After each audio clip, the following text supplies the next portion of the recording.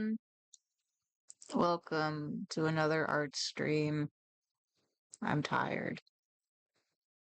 But here we are. I'm trying something new with the layout. So, I don't know, we'll see how it works. Man, shut the fuck up.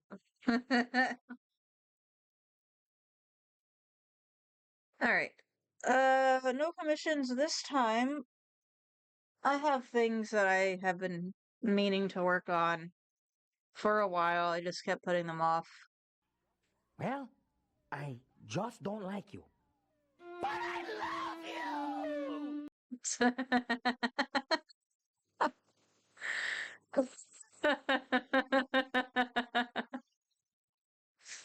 It's really tempted to have, Gilbert Gottfried's "We'll have you both arrested!" Watch out, the Waffle House mascot Queso is coming after you now.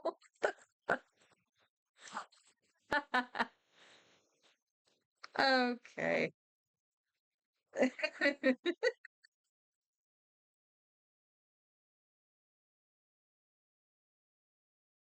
Tyrone, what have you done? Yes, yes. I'll consider it.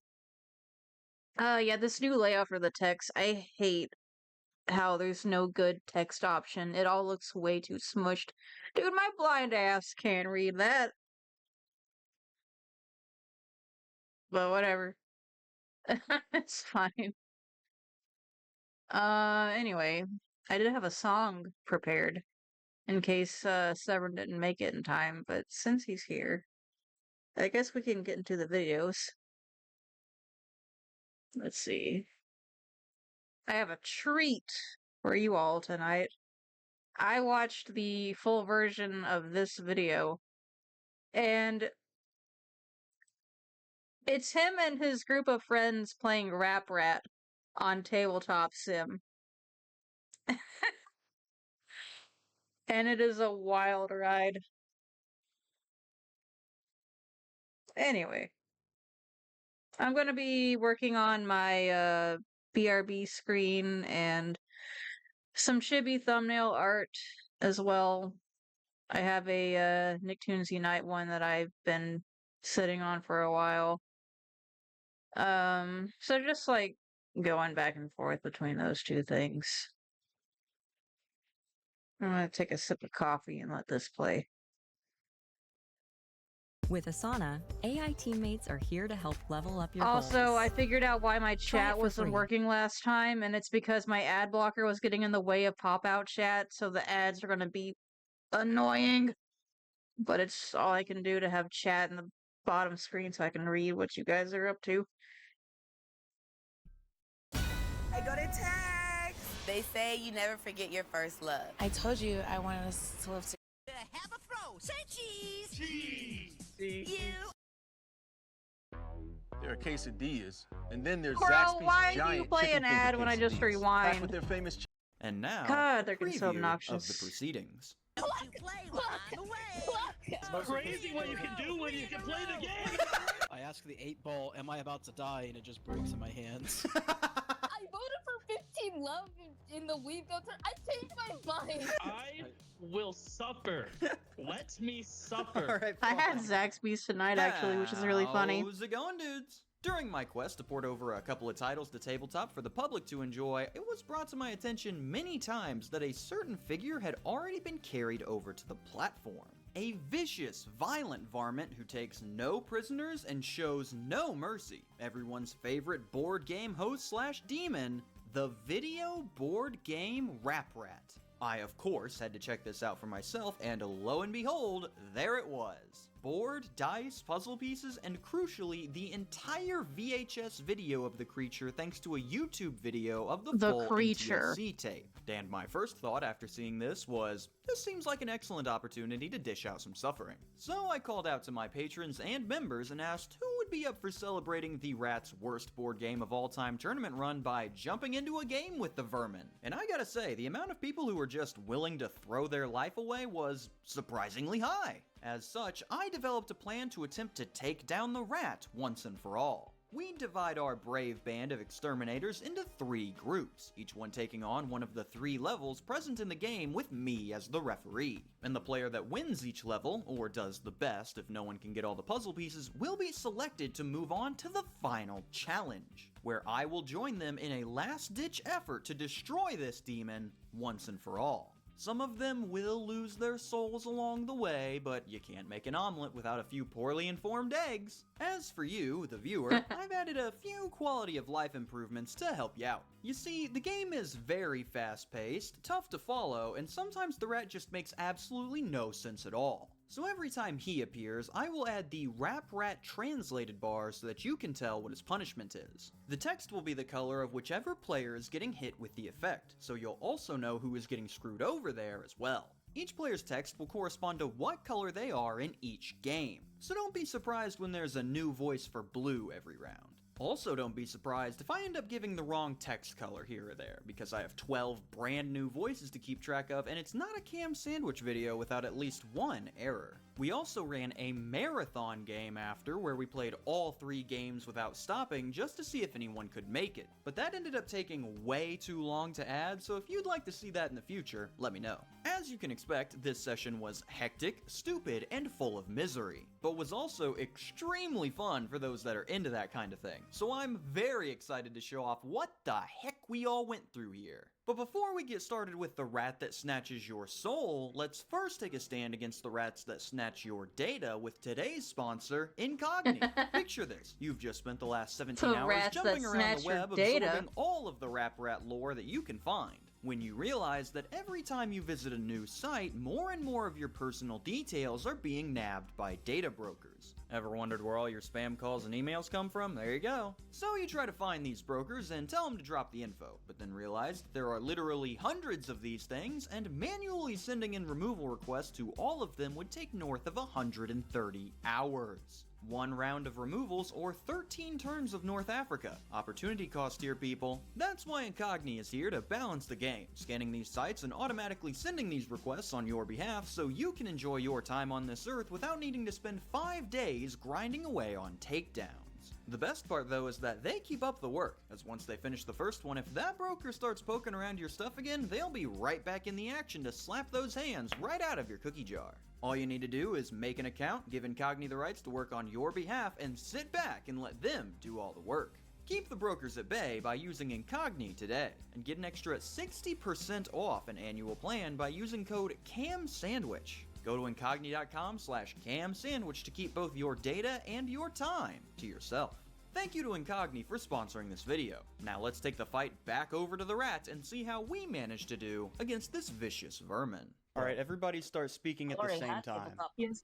I love These are words. I'm going to start speaking because I was told to. The name is Ratting Adventure. It's on public, and the password is Rap Rat the Boss. All the first letters are caps. Alright. Any Is caps? it in lower The first letter of got it, each word is capitalized. Oh, I did. The first Spaces? 2 words were capitalized. Connect. True. Failed to connect. What? I also failed to connect. You just like type the password into Make sure you general. put spaces between each word. Oh yeah, there are spaces in each word. Oh, Yeah. right. That makes sense. I got in as a spectator. The in tabletop. Alright. The Dons noticed you, Enzo. Oh my god. Go away. Just keep That's refreshing it. Incorrect. It's working. Oh. Oh, there's space. Why would there be spaces in a password? I'm sorry. So, the way this game works is I'll have this thing going on in the background. The video will play and you'll have 10 minutes to get all of the puzzle pieces from your puzzle from the bottom to the top. All you gotta do is move them like this. What you do on your turn is, say I'm orange, I roll the dice, I rolled a purple, I move to purple, and then my turn is over. I put it over here. So, the main thing, the only way to get a puzzle piece is if you roll your color, you go to this, and then you move the puzzle piece up. Very simple. Once you are done rolling, your turn is over. You've moved your body, you've moved your puzzle piece, whatever. You have to put the dice on the next person's thing so that they can go. What's cool about this is that it locks in because of the puzzle pieces, so as soon as it hits their board, it's their turn. You do not want to have that die in your hand when that rat shows up on the screen, or else you are done for. Okay, can you hear the guy now? You got it wrong. Yes. There we go, we got it! Yes! Lights, camera, action! Now you're looking at the star attraction. Yeah, history in the making, and all y'all's for the taking. I'm talk of the town, the cold side of cool. I'm a legend in a lunchtime. I'm a oncer in a lifetime. Got an A in attitude and lots of gratitude. I'm a rat-a-tat, rat. Ooh, What a yeah, creature. yeah. Everybody What a smile, creature. please, and say cheese. Jeez!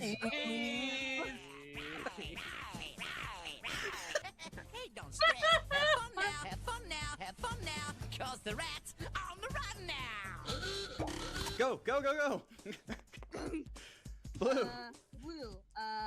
And it's this direction. Yes, like that. Now put the... Yep. There you go. Hurry, he's coming. Yellow. Oh, stop! Happy, heavy, and happening. Everybody smile, please, and say cheese. Cheese. If you said it, I read it. But if you didn't say cheese, then this is a freeze. Miss a term. Did everybody say cheese? You just gotta learn when I say please. All right, nobody misses the turn. All right, you can give it to SF now. Green. Oh, green. Yeah, that's a green one. Hurry, yellow. Yellow. This is a rat attack. Who's go? Please say cheese. Cheese. Miss a turn. Miss a turn. Gotta learn. Get that cruise in your head. You'll be staying where you land. Okay. Toko misses her next turn. Go. Green. It's good. With a rat attack. Who's go? You can go ahead and move to yellow. About to have a throw. Say cheese. You are busted, caught red-handed, and staying where you landed. Cause you gotta put your hands on your head, hands on your head, yeah. Oh. You heard what the rat said. Stay that way. You have to put your hands on your head until the horn sings. You can't play until then. So it goes to Glass. It's your turn, Yellow. Go. Oh yeah, right. Sorry. Hurry. Right. Okay, good. I'm coming. Blue. Oh, you get a puzzle piece. Hurry. Hey. Ah! And your turn. Who's go? Who's just about to have a That's throw? 27. Say cheese. You are busted. Caught in the act, and that's a fact, Jack. On your feet, and make it fast, cause you can't touch a thing till you hear the bell. All right, so you have to stand up until the bell rings. You can't play until then. Toko's turn. Yellow. Yellow. Orange. And it goes back to Toko because the other two aren't allowed to play. Take a head Stop. Off your head. I'm sorry, Toko. And then load off your feet. That was the bell ring. All right. Now wanna hear 27 and everybody sing SF, and you're say back in the cheese. game. Cheese. Rapping and over the moon singing a different tune. But hey, don't get busted. Traveling solo is an adventure. But there's one. Hush. All right, you're up. No penalty. Okay, cool. Hurry, give it to Green. Oh, it's in your hand. Only joking. Oh, a fake out. Oh. The rat has mercy. The rat has mercy. Purple. Jack, what's happening, Mac? Who's go? Oh, Who's about to have a that's throw? yellow. Say cheese.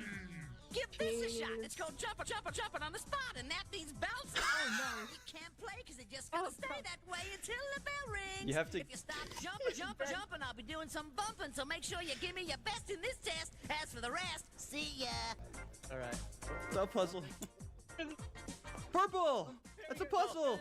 Now I get to do the puzzle. Hurry, hand the die off. Who's go? Who's just about That's Say green. I'm Cheese. picking a chicken. And you better start clucking around me plucking your puzzle. Yeah. You gotta act like a chooker. You be in the back and don't you play while I'm away. Keep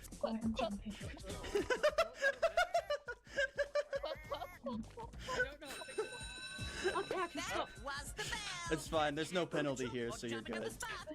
I'm here to say, hey, thanks a lot. But now you can stop. Okay, you two can finally stop acting to jump in it. Hurry. Let's go. Who's just about to have a throw? Say cheese. Cheese. You are busted, trapped and capped. Return a piece of your puzzle. That should wipe the smile off your muzzle. Return a piece of your puzzle. I don't even have He laughs That's over like here, yeah. Duckula. Hurry, hand I it don't off. like it. Blue! That's two! No! Busted. This is a rat-tat-tat, rap-rat-attack. Who's go? Say it once, say it well. Puff up your cheeks and give it a yell. Say cheese.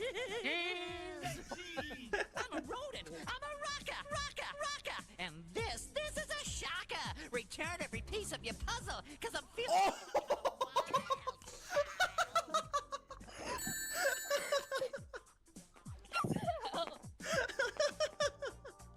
Green. Green. in this game. That's the funny thing. Oh, They It's a don't. puzzle piece. Hi, Hurry, get rid Crispy. of the die. No! This is a sneak attack from the rat. Who's go? Who's about to have a throw? Me. Say cheese.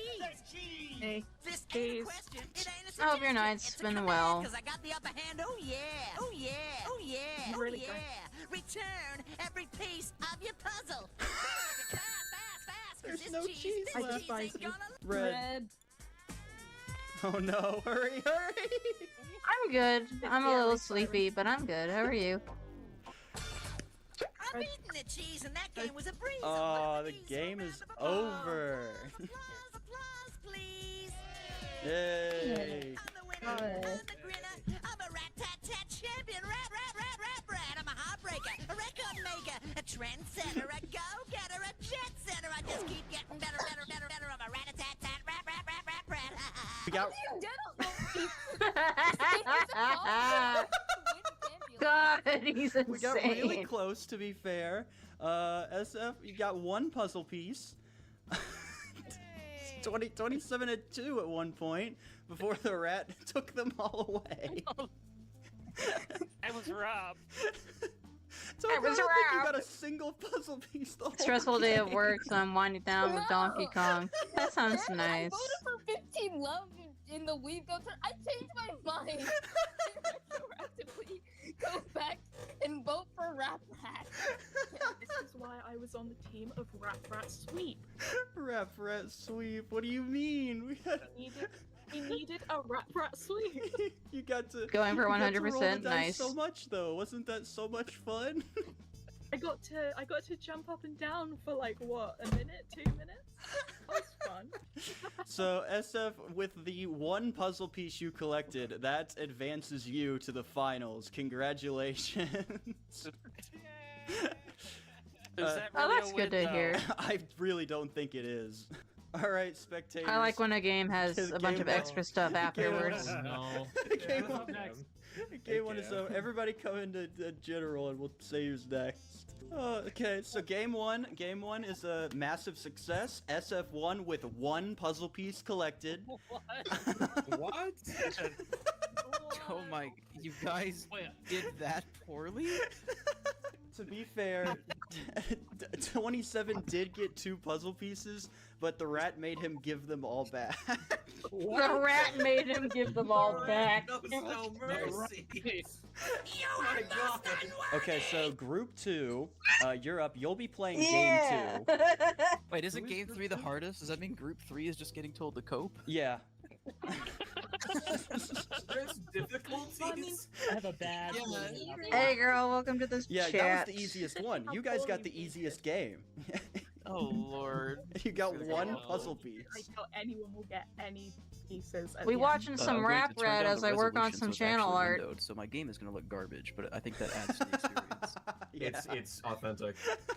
You get the It's true, authentic. the With true those VHS, terrible like, VHS crunch. filters. Who threw, Wasn't me, who so. threw the rat puzzle piece? Okay, so it's not one of you guys. Keep that. You need that, or else he's gonna. I'm having trouble even getting in because I got kicked out somehow. They're playing Trump the game in the other screen. Good. It's not. No, my puzzle. It wasn't much better. We were playing a game called Go Fish for Freaks, so. Oh, nice. I'm not seeing a green space. I'm just seeing a gray circle and a blur. Okay, so move down, and there might be circles around the outside of the table. I'm not even seeing a table. Oh. What? Oh. Oh, whoops, sorry guys, I deleted everyone's text when I was just trying to... Yeah, I'm not at all surprised that we're running into issues, because we ran into so many issues with Nice. the first group. The maintenance you guys were like doing before the game lasted longer than the actual rounds. Okay, now Tabletop Simulator appears to have broken entirely, and also I can't log into Steam. Jesus Christ. I can't even find it in Task Manager. It's just... Okay, I'm going to drop out of the Discord call for a minute, if only because I'm going to reboot my entire computer.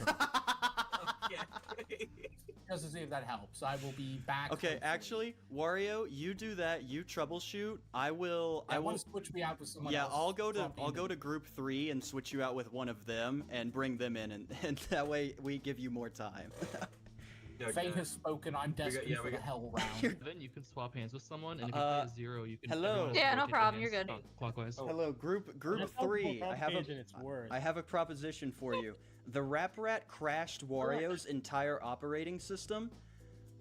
Would one of you like to take his spot so he can troubleshoot his computer?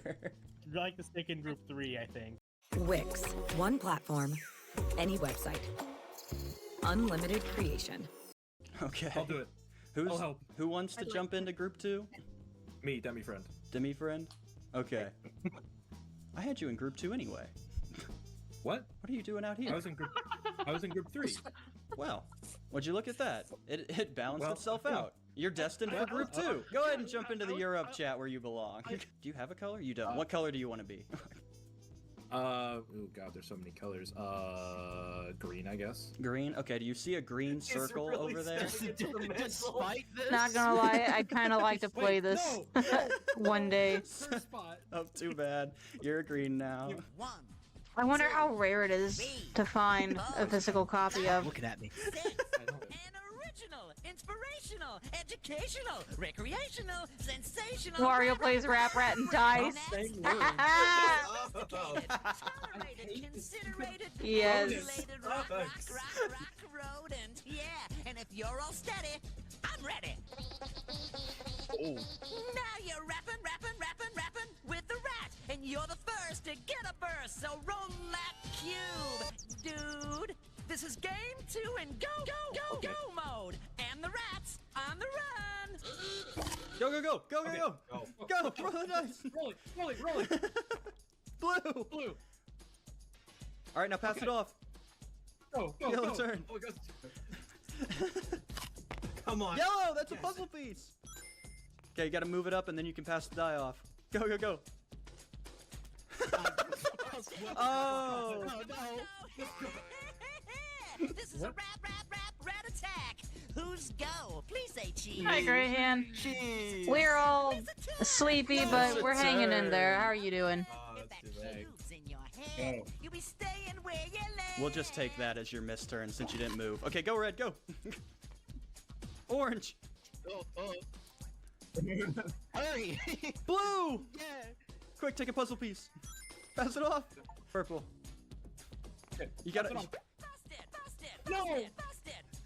No! Say cheese. Cheese. Guess what I got coming your way today, Jose? Oh, Mad Rat mention? Yo! How do you like it so far? It's good, right? It's good. Oh, man. I love that game so much. Ah, man, I can't wait to stream it again. That's great to hear. That's great. Zay, lift that peg because you just gotta stand on one little leg. One little leg. One little Stand on one leg. Stand on one You leg. can't play and you just gotta stay that way till you hear a horn. And don't dare play because you just gotta stay that way. Okay. Zay, You have to Zay, stay on Zay. one leg until you hear a horn, and you can't play until then. Poor soul. Yellow again! Another piece. Give me another piece. Fuck. Come on. Hurry. Blue! Oh, it's crazy out here. Oh my god. Hurry, pass it off. The competitive Did season. that go on his board? No, it wasn't on his board. It was above it. Oh, jeez, I'm sorry. Turkey, but you're a dance monkey. And if you don't want to be a flunky, you better start stepping out in style. Dance to the beat and kick up them feet and don't you cheat. You have to dance until the horn Dance, sounds. dance and keep dancing till you hear a horn. And don't dare play because you just gotta stay that way, Jose. Zay. Dance until the horn. Translator. I'm not playing. I can't play. Yeah, I gotta go. Green. Fuck. I'm That's the horn. And if you're on one leg or Yep. dancing a So it goes to Eddie Keddy. We're good. You two can play again. Thank God. Red. Red. Take it. Green. I don't want it. Green. Green? Rap Rat has two credited voices, Hurry. one of which Hurry, was pass it off. We're back to punishments. Kundalini in the original Mad Max, 1979. That That's is not me. wild. You can go ahead and move him, yeah. Rodent, raring to rap it out. I've got the looks, I've read all the books, got me a personality. You have just gotta see, cause I'm a rat. Let's cut loose, goose, with some rat Rubik's. Come on, everybody. This is a rat riot, and I'm the reason for rebellion. Stand up, and get down on your feet and move to the beat. Brothers and sisters, dance. Everybody's got to dance. Hurry. I'm back to dancing, I guess. Everybody's got to dance. Rat. Keep dancing. He's still eating? Yeah, the timer still goes. This is rodent. Keep dancing. Keep dancing. Keep dancing! Yeah, the timer is still going. Let me have my turn. Then this is the score. Return every Oh yeah, he's real creepy. Okay, you're good. As long as you danced, you're good. Okay, now go. Oh my god. Take your dice back. It's not my turn anymore. Oh yeah, yeah, that's right. You have lost one. Good. Oh, green. That's not you. Green, you get a piece. You get a puzzle. Finally. Busted. Oh. This is a rat attack. Who's go? Say it once. You can go say ahead it and move to well. red. Puff up your cheeks and give it a yell. Say cheese. Cheese. I'm a rodent. Rocka. And this is a shocker. Return every piece of your. You bastard! Alright, go. Oh no. I was doing so well. No. Red can play again. Yay. I'm winning. Green. This game smells. Oh, that's red. Baby, it's Oh, okay. mean. Oh. If your color's on the screen, you better sound off, and come squeaky clean. Say cheese. Cheese. Look down here, and lend me an ear. This word makes a sound, and it's a word that can be What? heard. You gotta keep making that noise while you play, or you're gonna pay. Cause if you stop sounding off, before I get back, I'll blow my stack and cut some slack, and you'll have to miss a turn to learn. Blue and yellow, you have to make car noises. Green! Hey, Sky, what's up? watching some unhinged videos while I work. How are you doing? Is your power. Stand up, stand up, stand up, and say the rap rules rap, rap, rap, rap. Hit it. I do what? The rap rules rat. Say it. The rap rules rat. Because you gotta do what he says. He's a bot. Hank's a guy who was from a small town and he runs away to New York. He becomes. Don't care. Did either of you say the rap rules rap? But I didn't say it. Okay, then you miss a turn. Oh, no! But person, you got it off, then you're good. Only joking. Oh! I'm joking. Joking. Green! Oh my. Yeah, they literally thought if he just repeats himself no times, that counts as rapping. Uh-oh, guys.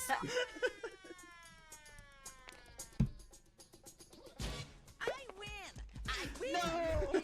Ain't no sin. And man, can I grin when I'm here to leer as all the crowd cheer. Cause the cheese got eaten and you got beaten. Game, set, and match, and scratch, scratch, scratch. You had us dance for 5 minutes, you wrote it! You can folly or don't do this, and you can't do that under rap. Cause it's rebellion. I've never felt so much hatred for one creature than I do now. If you're tired of losing and taking a bruising, just press stop, and That's enough. Okay, Demi, I gotta say, that comeback was immaculate. Crazy. I rolled 3 queens in a row. First, cousin, did you get a single puzzle piece that whole game? I never rolled red, ever. With Eddie, Keddy, and Demi tying, you can either both go to the final and we can have 5 people in there, or we can... Do we want to guarantee that that final game will not finish? Or you can have a roll-off to see who goes, who moves on.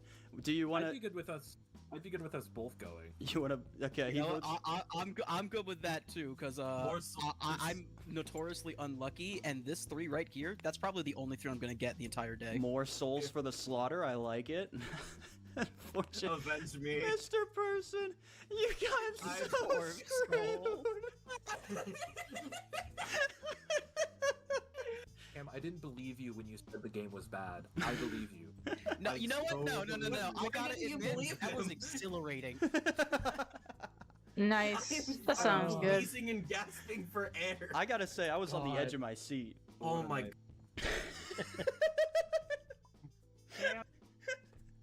What is going on in here? Why are there I so don't many know. guys? Questions are dangerous. Yeah, tell the class how much fun you guys had in game 2. I got so honestly, over. this game is peak. Craziest comeback I've ever had in any game. This game is incredible. The people that said it deserved to win the tournament, you are crazy. Demi was down and rolled 3 greens in a row to tie for the lead. Come back. Let's not talk about what happened to Person. Let's not talk about that. Yeah, Mr. Person kind of... What happened to Person? They were in the lead with 2 puzzle pieces and got hit with the old return every piece of your puzzle. Yeah, I didn't say it out loud, but I watched that happen in real time from the sidelines. I'm like, ooh. The part that sucks the most is that Person did what the rat asked and still lost. I did everything the rat asked. He so didn't loyal. miss a single command. Doesn't the introductory rap intro spiel say that it'll give you a piece of your puzzle like occasionally? Like it said he would. He's a rat bastard. I will offer a preposition. Group 3, would you rather play one of the first 2 games and leave game 3 just for the people that moved on, or would you like game 3 and the winner gets a little bit of a scouting reward? I'm going all in. We're going all in. Game 3. I didn't sit through 2 just to not do game 3. All right, and then Wario, if he managed to get back in here. Yep, okay. I'm back. I figured out what the problem is. Oh, that's good to hear. Bonanza looks really good, so I'm not surprised. Ah. I see. What makes Zaxby's giant chicken finger quesadilla so giant? Crispy fingers, sauce, Are they gonna go play more freaky? I'm Go so Fish? sorry for the ads. I'm excited to see the footage of whatever freaky You'll goldfish. see. Oh, you'll see. Cam, you're missing out. You're truly missing out. Okay, JMD, do you have the Weezer Blue album? I mean, I have it on vinyl, but I don't have it as a card in my hand. Sorry. God damn it. I'm not in. Oh, you're not in yet? Well, I mean, I'm in, but I'm on spectators right now. You will get to roll the number die so that you can actually play the game. No. Nah. I'm rolling. I am rolling the color die like a real man. I'm not colorblind and I can't even see the yellow. I can't. Yeah, no, it's. Oh, it's terrible. Yeah, same. I will suffer. Let me suffer. Alright, fine. Where'd you send the number die? All I did was hit roll. Where did it go? Right there. It's in the table. You put it into the table. It's spinning. How did you do this? How did you do this? Roll. Oh my goodness. They're playing Chungus Odyssey 2. We'll figure out who's going first. The other two, it's the oldest goes first and then the youngest goes first. In this round, he never says who goes first. He just says go. And he leaves you to figure that out. So we're gonna roll to see who goes first. Okay, blue will go Yay. first. Alrighty, so we'll go ahead and the rat will introduce game 3 after his countdown. Rewind, and I'm on my way, and we'll find time to play another Oh, day. God. But if you want another lashing of rat bashing, ooh, that's You know, I just got the smashing, 'cause feeling I'm like crashing that when you hardy open like a rat, Ouija board, like you know it's not real, but as smooth as the O in air. Oh yeah. Unlike yeah, Mario yeah. Odyssey. I'm the rat with a fair share of flair. I'm mighty big lair. Well, that's a good but sign. I really don't care, 'cause I'm a rare raven, ripping, rockin' rap on the run. Woo! Oh, roll! You go! Blue! Go. Starting off, nice. Now give it to purple. Okay. Blue. Where am I at? Oh, you're down there. Hi, it's just. Hurry, go. Okay. It's blue. Say cheese. You gotta bark Cheese. down till you hear the siren sound. So don't I don't think that hit before he popped in. Woof woof woof woof woof woof woof woof. I have to turn off the thing so I can actually hear it. Woof woof woof woof woof. Woof woof woof. Alright, pass it off. Woof woof woof. No, green. I didn't get my turn. Who's go? Say cheese. That's it. He gave it to the wrong guy. But I think you look like the missing link. This is my tape, so get in shape, 'cause you gotta act like an ape, a thriller, gorilla just hanging around Woof. till you hear the Woof siren ooh ah ah sound. woof ooh ah ah. Yeah. Yellow. You moved the wrong piece. Who's about to have I'll a move him flow? over Say there. cheese. He didn't get it off again. I guess that's. Is it me, cheese? 'Cause you and I Yeah. are gonna have a rage. So What the hell did you That's just how say? many turns you gotta Rage. miss, so blow me a kiss. I gotta miss all the turns according to my age. Okay, Wait, I'm is missing that me? 20. did he me? Did he say Or is it age? purple? Purple. Yeah, said age. He said Okay, age. I'm out of the game then. Goodbye. I returned a piece of my puzzle. I am missing my turn. Yeah, that's one. Yellow. Are we actually counting this? This is a rat attack. And if you're on a spot Alright. colored purple or one colored yellow, Purple or yellow. time for you to mellow out while I bellow out. Return a piece of your puzzle. Ooh, orange and green. Return a piece of your puzzle. Blue, you're good. You're on red. Once again, Blue. goodbye. Blue's on red, so he's good. Green roll. Green. Oh, now. Okay, now I get one. That was great timing. Yeah. Orange. This is a rat attack. And if you're on a spot colored green Yeah, you can go ahead and or give a that. spot colored Ooh. return a piece of your puzzle. Or This is fucking Of mean. course. Purple, that is your second missed turn. Yes, thank you, Cam. Hand it off, hand it off. Green, your turn. Hand it off. Green! Whoop. Oh, crap. Quick, take a puzzle piece. Green. Oh, that's blue. This is a rat attack, and I know where you're all at. In double trouble, cause I'm bursting your bubble. Who's go? Who is about to have a throw? Say cheese. I guess it would have been my turn. No, it's blue because he has it. Backwards again. Before I do. Count from 1 to 10 and backwards again when he starts. Otherwise, you're done for. In the mail. Ready, set, go. 1, 2, 3, 4, 5, 6, 7, 8, 9, 10, 9, 8, 7, 6, 5, 4, 3, 2, 1. There you go.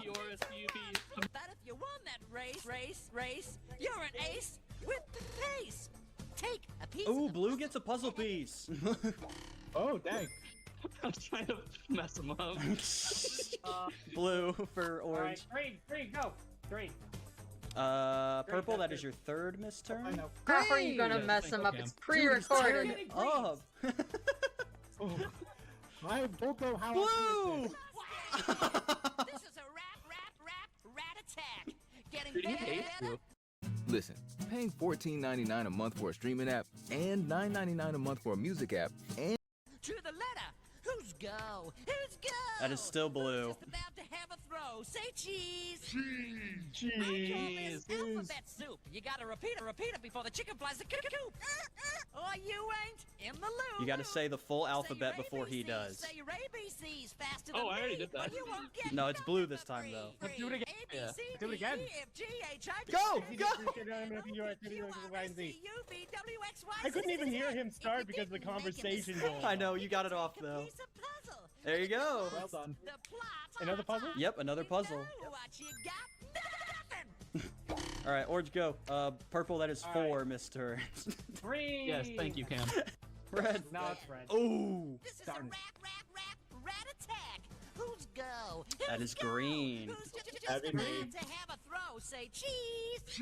Cheese. Folks, you can spell your name, or it's gonna be a shame. Spell it within 5. You have 5 seconds to spell your name. Can I do my username so I don't Yeah. boss myself? Yeah. Go. RBONACK7. If you got it right, I won't Yep, be that sorry. was it. Take a piece of puzzle. You get a puzzle piece. Whoa. Blue turn. Oh, you know what? Now seems like a good time for me to go take the bathroom break. I'll see you guys later. Move. If this is your color, stand up and say, the rodent rocks my socks. Hit it. Do it. The rodent rocks my Do it. rocks my sock. Feet, you missed the beat. You Did you stand up? and you don't get a No. treat. You stood proud and said it loud. Take a piece of your Nobody gets a puzzle Oh piece. wait, I don't lose. I don't lose a turn. Yeah, you just don't get a puzzle piece. Okay. Well, I'm not getting a puzzle piece anyways. Thanks, Rat. Alright, Green, your turn. Greens up, greens up. Busted. Ooh. This is a Red, rat thing. attack. How low can I go? I'll show you I thought once you had I 4. find out Oh, who's there you go. goal. So who is about to have a throw? I got tired of Smile, fighting with the smile, rotation. Smile, please, and say cheese. Cheese. You gotta lie flat out on the floor. Cheese, Lie I just flat got out on back. the floor. Lie flat out on the floor. Make like a lizard in a blizzard or a I can't hear what he's saying. Gizzard. You can't play because you gotta Okay. stay that way. Tabletop simulator, but you gotta do it. Till you hear me snore. You can't play until you hear the horn. You can't. I think it said something about I have to lie on the floor. That is Purple's 7th missed turn. Busted. He's That's giving you fine. no Yeah, time. thank He's Who's giving you. about to have a throw? Say cheese. Why did you move my cheese? Give me a round of applause. You asked Orange for moved it my just cheese. because. Keep clapping some more till you hear me Okay, snore. You JM can't play until I JMD, you can't. You have to keep clapping until he snores, and you can't play until then. Blue, you're the only one that can play. So what happens? But he just keeps going. Purple, that's your 8th miss Do I just turn. automatically get the Yes, next? thank you, Cam. Purple, that's your 9th miss turn. Yes, thank you, Cam. Purple, that's your 10th miss turn. Yes, thank you, Cam. Alright, everybody's allowed to play again, except Purple. That was his 11th miss turn. Yes, thank you, Cam. God. Cheese. Cheese. Savor the flavor. Take a piece of puzzle. I can't. Oh, everyone that said cheese gets a puzzle piece. Oh, nice. It's number 6. Hooray! Alright, Alright. go orange. Red. Alright, green, go. Pass it to green. You gotta pass it. Red, yeah. Pass it to blue. Pass it to blue. Green. Green. That is your 12th missed turn. Yes, thank you, Cam. Uh-oh. Why is there a siren? Uh-oh. I win, so take That's the game. That's it? Because I got nothing up my Dick? cup just to be kicked from a head Dude, Dang, blue was killing it. it's crazy what you can do when you can play the game. I'm a creation deserving a standing ovation on all your elation. I ain't no No. What a play. No. Dang. Peak cinema. Peak cinema. 6 puzzle pieces. Incredible. And Purple, you almost got, what, you got 60% of the way through of your punishment? Yup. I got 4, which I think is above average, so I'm going to take that as a win. That is the second best we've had all day, is 4. So I do gotta say, this game was really well made. Really well made game. Very good. Yeah. Totally balanced, perfectly balanced in all its ways. Dude. I see no issues here. You know, in some sick, twisted way, I did have fun, so... All of a sudden, in hindsight, I should probably have been more concerned that it wouldn't allow me to play the game until I turned off my VPN.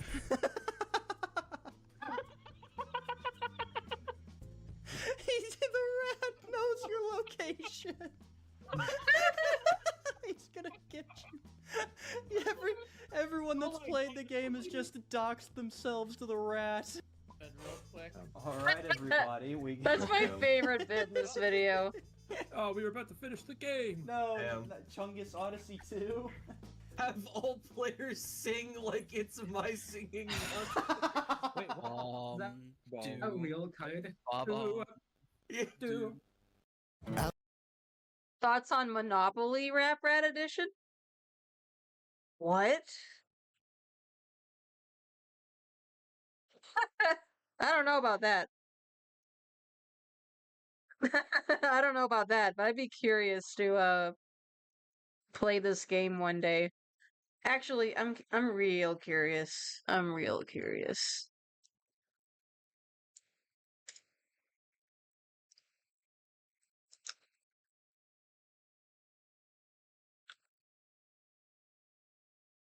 Holy shit, $400. And it's the only copy on eBay. Jesus Christ. If it happens. Well, I can barely stand regular Monopoly, so I can't imagine I'd like the Rap Rat edition. Maybe it'll be a little more entertaining, because he just won't shut up throughout it. Albion Online is a sandbox MMORPG in which you write your own story. Bum. Alright, we gotta go back to general. Bum. This is awful.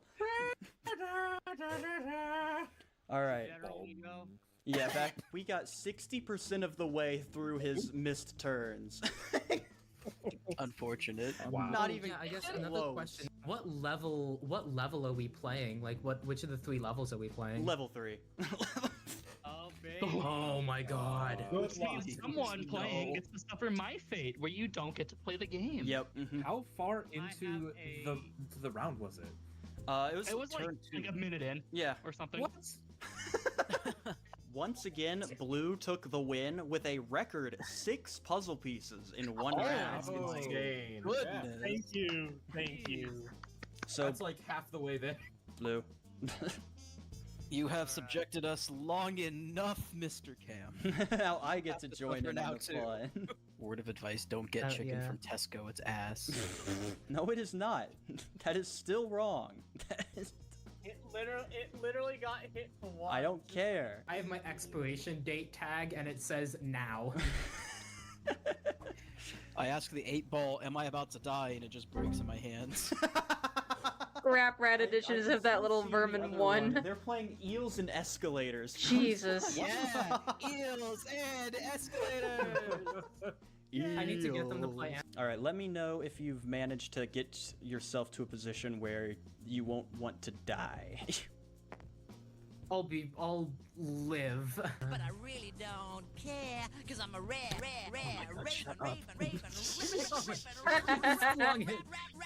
Just saying, oh my god, shut up. Oh, go! Okay, I'm off. Purple. Purple. Okay, purple. Pass the die.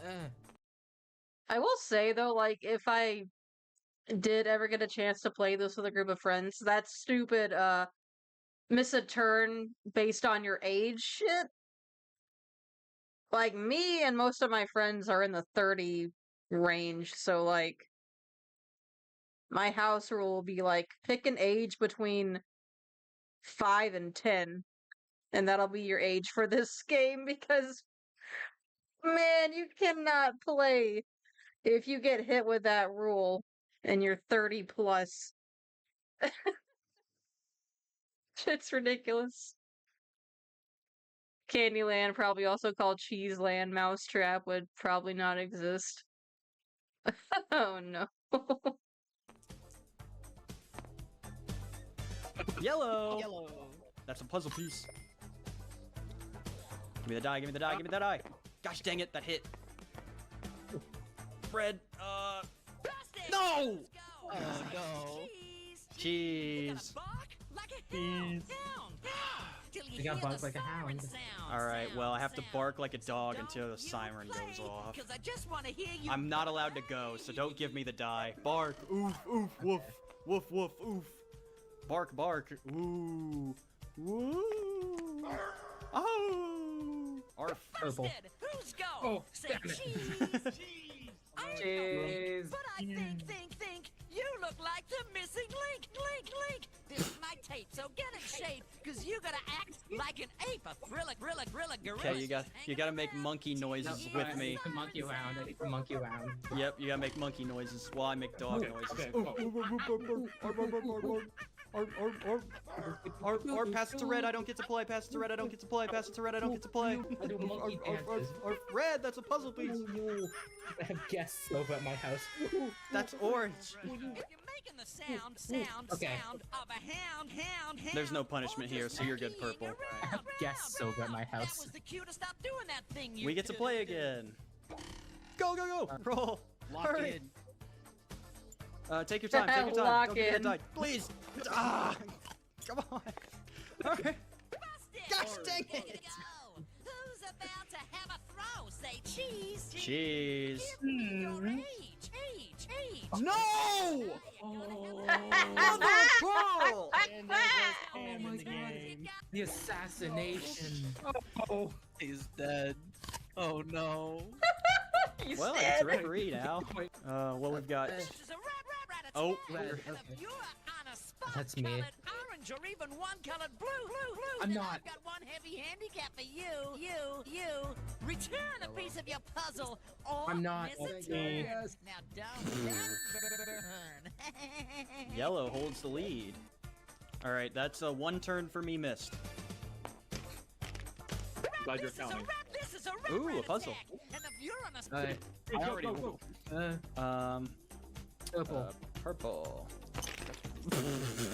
Oh, goodness gracious. I put you back. Thank you. Okay, red, go. busted. This is a rap That's rat yellow attack. because it's purple's turn. And I know where you're Oh. at. In double Rap, trouble, please, 'cause rap, I'm bursting your please. bubble. Who's go?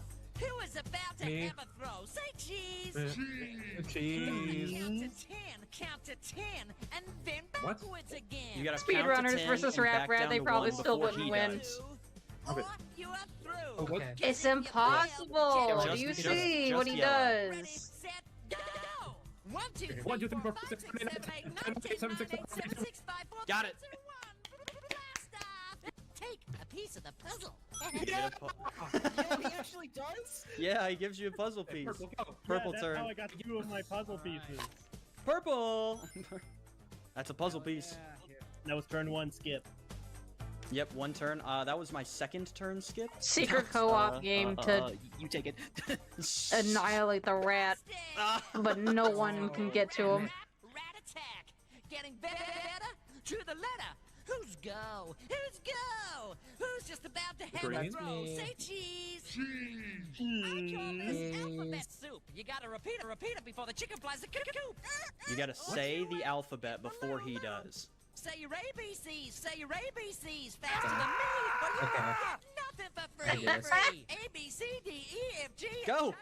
Cheese. He got it! He got it! Oh, at the buzzer! Sounds Like like a puzzle Norm. piece. Happened, made it. Okay, thank you. Know what you got. So it was lagging a bit. So It goes to nope, purple. yeah, it was. I couldn't actually see it. That Rat attack. You didn't put it on the. You didn't put it on his thing. Oh. Just about to have a throw. Say Oh, cheese. please, Rat, please. I couldn't even feel it. Spell your Please. name. Spell your name. What? Or it's gonna Spell your username in 5 seconds once he starts. Warhawk Okay. said ah. Okay, okay. chances. Alive. 1, Go! Okay. Okay. D-E-F-R-I-E-N-D. Got it! I'm being summoned. Take a piece of puzzle. Yeah. And it's purple's turn. Now red gets to play next turn. That is my 3rd turn Finally skip. works. that is God. by the way. If this is your color, stand up and say, the rodent rocks my socks. The rodent rocks my socks. The rodent rocks my socks. If you ain't Did you stand up? you missed the Yeah, I did. All right. And you don't get a treat. But if you stood proud and said it loud, take a piece of your So many rewards. Unfortunately, You ready to rock and Red, stone your tomorrow? color was not on the screen. Hell Oh, yeah. I'm I'm ready. going to take a second one. Oh, I'm gonna nice. sleep good tonight What a because I'm play. tired, man. I've been waking up at 11 consistently this past couple of days. I'll show you once I find out who's goal. So who is about to have a throw? Did the rocket Green? stone not work? Please I didn't hear it. cheese. But then again, like everything's being drowned out by the fucking rat. What?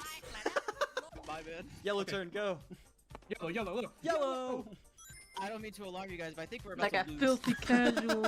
Hurry. Red. Red this time. That was not on my thing. Put it on the Let wrong me one see. To have a throw. Say cheese. Cheese. I keep getting the colors wrong. You ask why?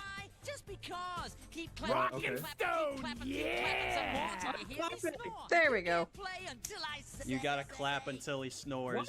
You can't play until then. Red, go.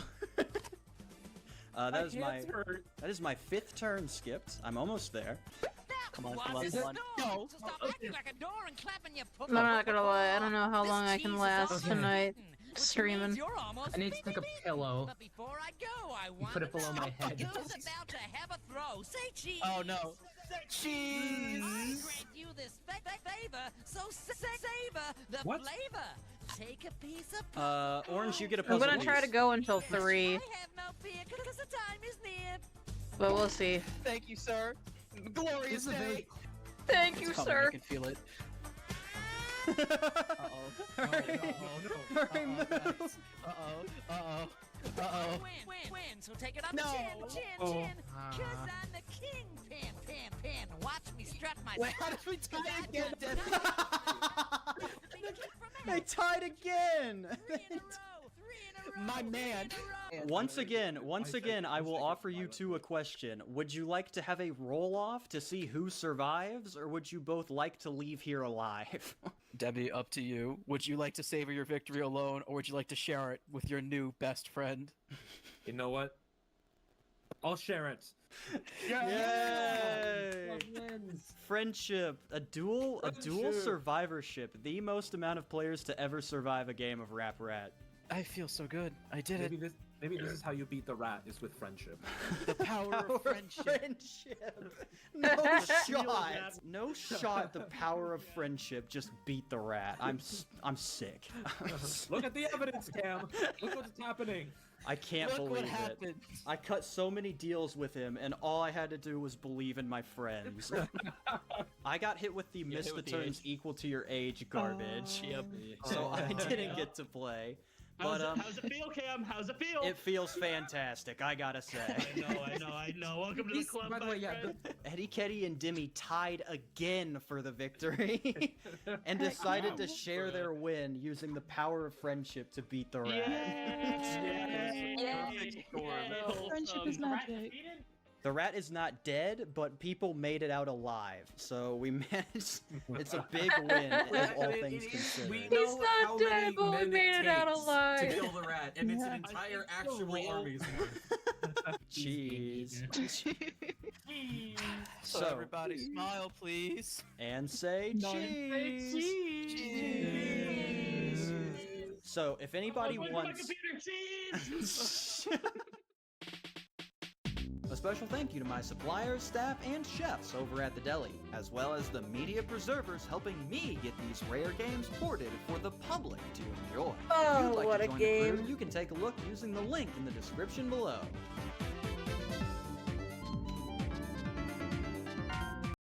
Hello, ladies and gents. I'm Subscribe Captain for Jack more from The Rat. HalloweenCostumes.com, and I'm a pirate from a generic Oh, Halloween good store. lord. Arg. My getup is extremely... How's it going, dudes? Alright, Games can you have carry been released. all kinds of weird and wacky ideas. I mean, you've got games where you spearhead a coup, games where you squeeze the juice, and games where you hang out with famed NBC TV news anchor Chet Huntley. But for every stellar idea that brings in a I have wide not fan seen base this one. and massive amounts of money, there are other ideas that really should have never left the gray matter. Now, we've looked at quite a few bad games before and even did a whole vid on just controversial ones. But these titles are a little different, as while a game where you try to escape the Titanic is questionable, a game where you try to escape a sinking ship is a pretty cool idea. But with these games, no matter how you try to swing them, you're not going to be finding a winner. Like a rock, paper, scissors game type deal, but less in it for the money and more in it for the stupid. A good first example, enjoy the classic family fun of Uno, but without all of the hefty political undertones with non-partisan Uno. The only version of Uno that ensures that no one will be talking about politics. Seriously, don't talk about politics. Non-partisan Uno is Mattel's answer to the growing political division in the nation by focusing their efforts on removing all of the things that could cause controversial topics to come up during game night. The biggest being the replacement of the red and blue cards with the much more welcoming orange and purple cards. You see, by removing the red and blue colors, which carry no meaning other than their correlation with American political parties, you ensure that at no point will your guests be thinking about politics while they play. Seriously. Don't talk about politics. But that's not the only change that will help to ensure a fun and stress-free game night, as if one of your disgusting friends does end up bringing political stuff into the fray, you can stop their heinous actions right in their tracks with the veto card, instantly stopping their topic of discussion and skipping their next turn as punishment for their transgressions. This makes sure that you will be constantly dialed into what your friends are saying in order to be on the lookout for any political undertones in their statements.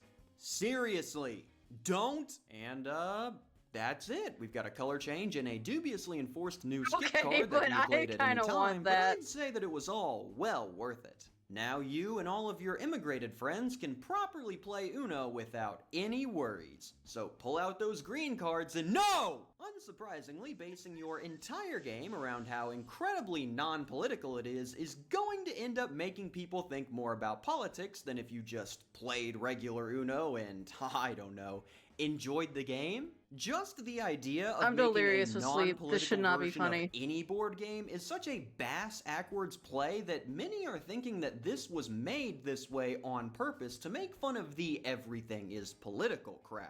Which I would be more open to believing if it wasn't a major corporation behind it, as they usually don't like to take these kind of snarky jabs at people without some quirky punchline to dull the blow. Hasbro. That's why I put this one first, as we're not quite sure. Now, if this was a serious attempt to sell a product, then this game succeeds in its mission about as well as Ms. Monopoly does. But if this was more of a jab that was made purposefully stupid, then you gotta respect the play. Although I really hope that this is not the case, as if so, the likelihood of me getting my nonpartisan public assistance is going to go way down. But before we get into seeing some more absolutely atrocious ideas, let's first check out a group that keeps managing to put good ones out there with today's sponsor, FlexiSpot. Longtime viewers will know that FlexiSpot is the group that I've worked with the most, and that's because they make good stuff. Which holds true here as they unveil the newest member of their ergonomic chair club, the C7 Max. The C7 Max is the perfect chair for those who find themselves settled for long periods of time, lending itself much better to the task than the standard chairs whose top bars keep snapping off anytime I try to lean back. It does so well in this area thanks in part to its flexibility and adjustability. Backrest, lumbar support, seat depth, and the seat cushion are all highly adjustable to whatever way you like to sit. But my favorite parts have to be the headrest, which can be adjusted on both height and tilt to fit your neck position, and the armrests, which can move in a full 360-degree motion to fit whatever seating style you are looking for. Go straight from working hard to hardly working without even needing to leave your seat. The optimal option for any seated situation. Click the link in the description to customize your own C7 Max or check out the other stellar chairs that they have on offer. And be sure to use my code on screen to make sure that you are getting the best price. All chairs come with a 10-year warranty and a 30-day risk-free trial period for you to test it out. So get yourself seated with FlexiSpot today. Thank you again to FlexiSpot for sponsoring this video. Now let's head back into the forsaken realm of awful ideas and see what else those goobers have in store for us today. But as we like to do, let's go ahead and swing from one extreme to the other by checking out another card game classic, Right or Racist. Oh boy, I get to cross another one off the list. Right or Racist is the 2017 card game that sees players presented with a bevy of race-related statements and stereotypes, and it's up to players to guess whether those statements are backed up by statistics in order to see whether they are right or racist. Now, before we get into how much of a blast this would be to break out at your next family Thanksgiving, anyone that followed the second worst board game of all time tournament already knows the absolute ringer that this game put me through. Because if there's one thing that we know about Right or Racist, it's that we don't know a gosh dang thing about Right or Racist. So, here's the dealio. Right or Racist is controversial with its topics on purpose because the creator designed it that way in order to spark conversations around the sensitive subject matter of stereotyping, with cards mainly referring to laws and statistics, and the only fabricated information in the game coming on the incorrect cards. Except, quick clarification, while this is what the creator said the game is for, the actual content within the cards and rules is much closer to a Cards Against Humanity style of humor without any of the charm that made that game a bestseller. Not to mention, taking one look at any of the anything going on here does not exactly scream serious conversation. What's crazy is that if we just imagine— You know what? Speaking of, Ina, do you remember the Cards Against Humanity days we used to have? What if we streamed that one day?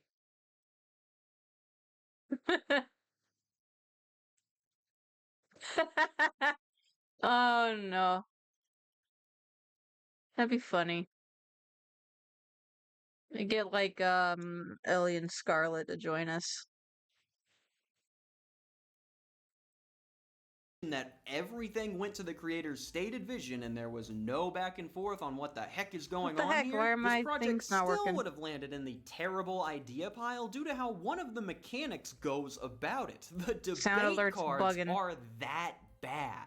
See, the general gameplay loop is pretty simple. One player reads off a true or false question with a dubiously sourced statistic on it, and it's up to you to guess whether that is right or racist. Guess it right, congratulations. Guess it wrong, you're either a racist or a snowflake. Hee hee, ha ha, a good time was had by all. The debate cards, however, operate a little differently, gifting you one of many statements that can range from the hot dog is a sandwich to this one and telling you to plead your case for whether that statement is right or racist, with the added challenge of attempting to salvage the vibe after the round is over. And I don't know about you, but I'm not going to stand for the racist nonsense that was on that card. You can clearly see Leave here out the that weirdly the sexual buns are stuff. Yeah, connected I at the would bottom, and appreciate without that. separation, Yeah. a sandwich classification is impossible. This is a taco. Why is this the way we've decided to approach this? Game night is not the time to get into a deep discussion about the world's ailments. That's what the back porch at 3 a.m. is for. The thing that upsets me the most about this game is that even after looking at all this, I still have no idea what the game was even going for.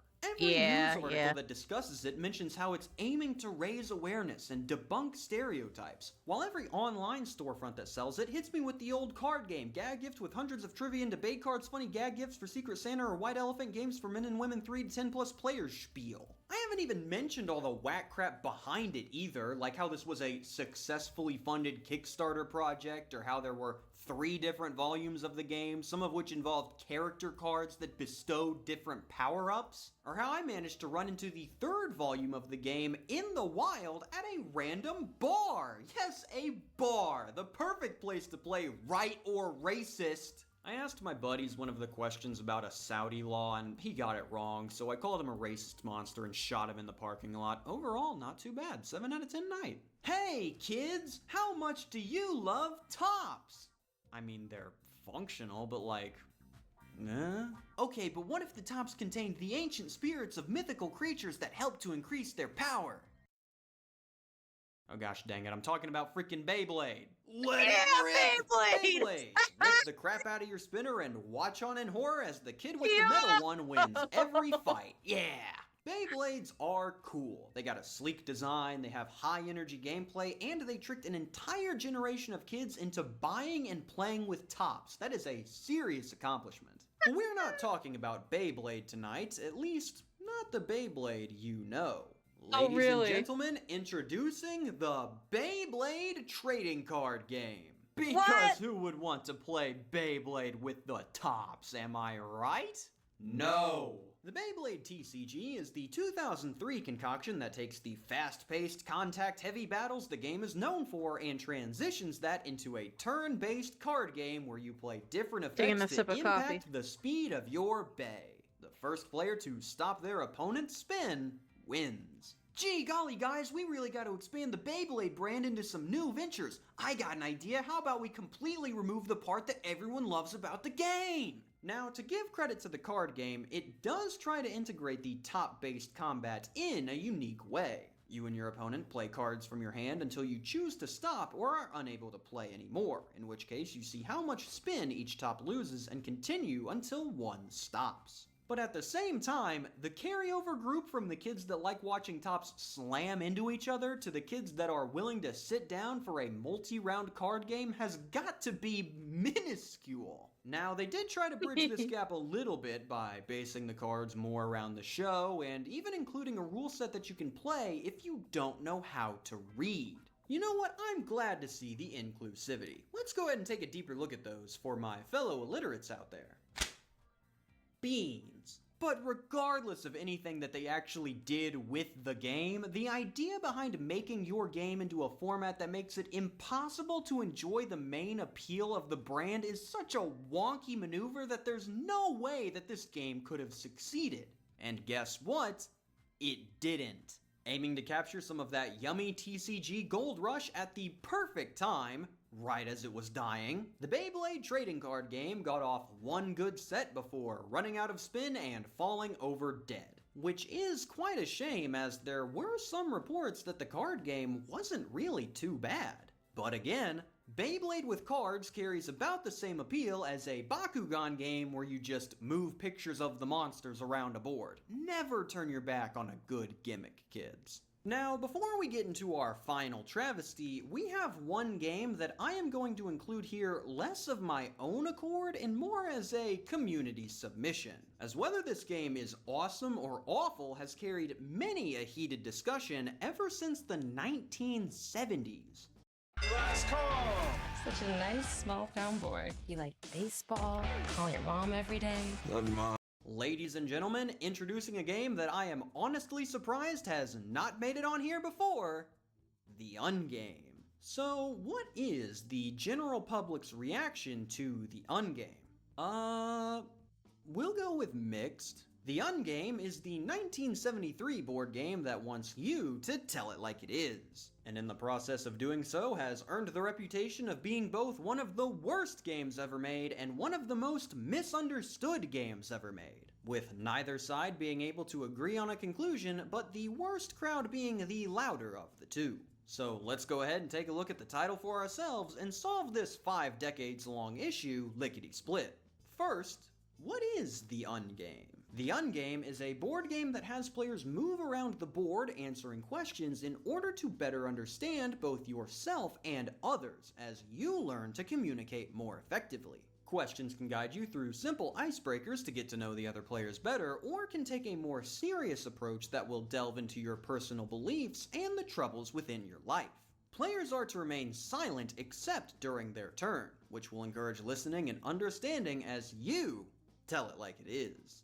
Okay, first impressions, this sounds like an absolute nightmare. The exact last thing that I want to do with my night is sit in a circle and discuss my feelings with people. I have a very limited amount of free time, and if I wanted to spend it in therapy, then I would play group therapy. And the serious cards aren't softballs either. The 1997 version of the game is on Tabletop Simulator, so I've gotten to look through all of the cards, and here is what you can expect from a nice and easy night with The Ungame. Talk about an experience you have had with poverty. What is something that you believe about love? What is something that you want people to remember about you? How do you decide between right and wrong? In what way are you like your father? How do you feel about it? Say something about being handicapped, say something about addictions, and say something about AIDS. Golly, we are in for a rip-roaring blast with this one. What subject would you like to speak about to a large audience? I'm glad you asked. Here are the top 10 reasons that roundabouts should be outlawed. Number 1, they are incredibly pretentious.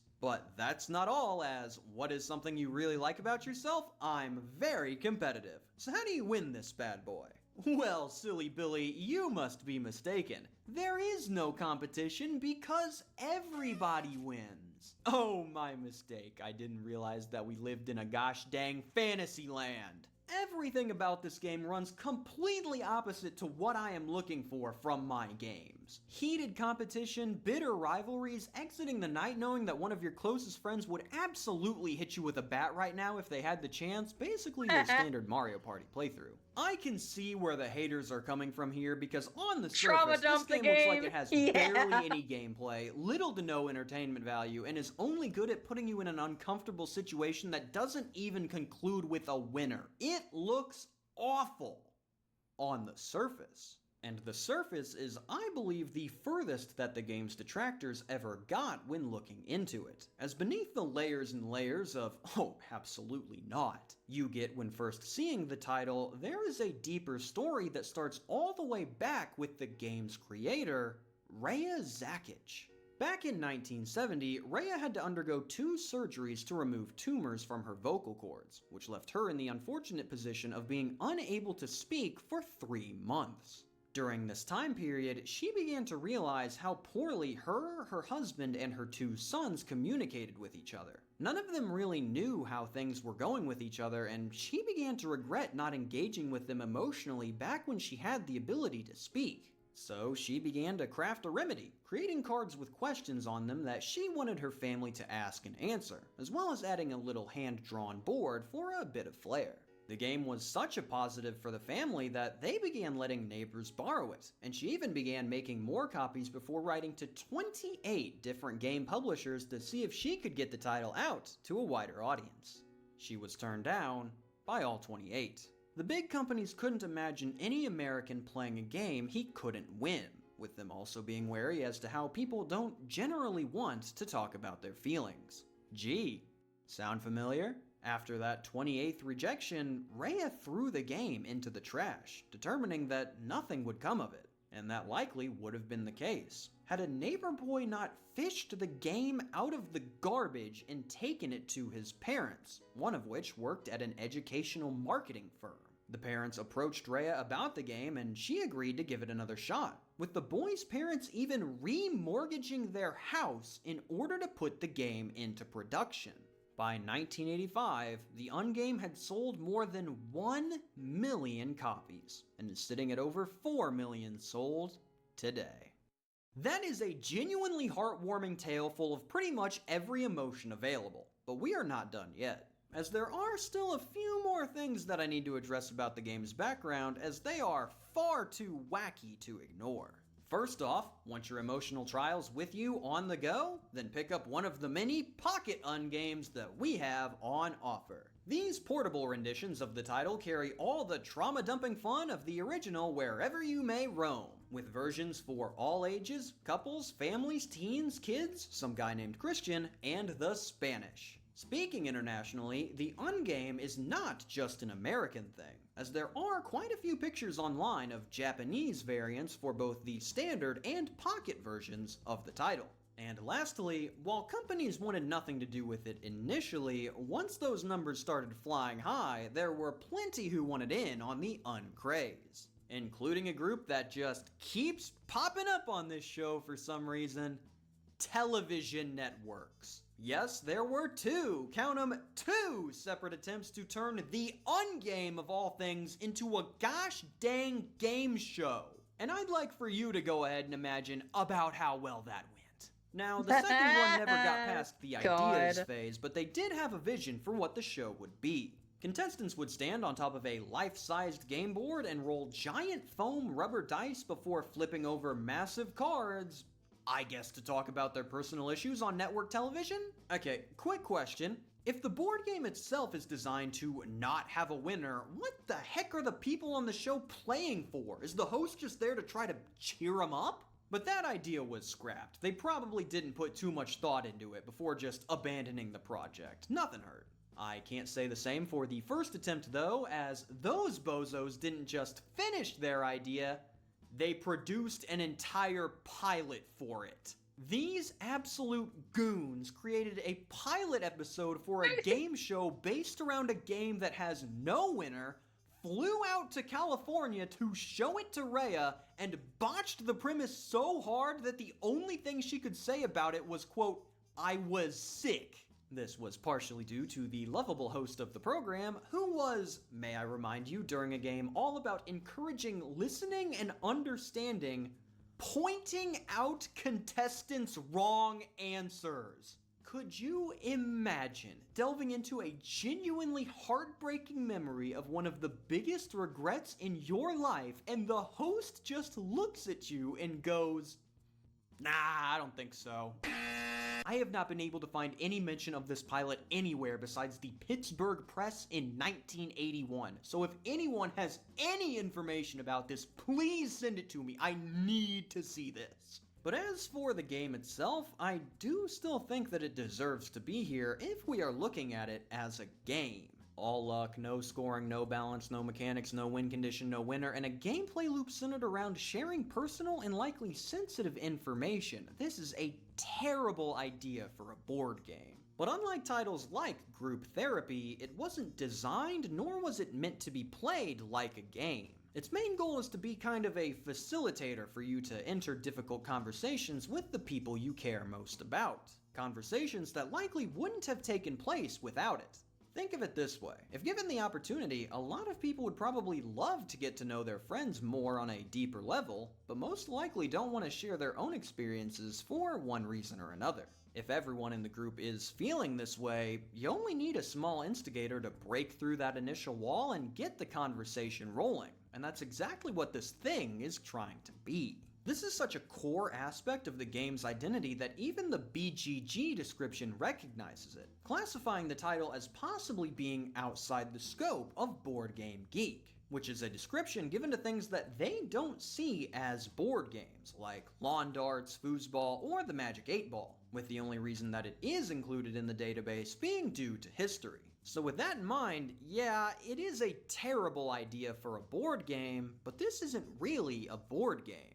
It's an ungame, and it's one that I'd probably be a lot less hesitant to try out in the future.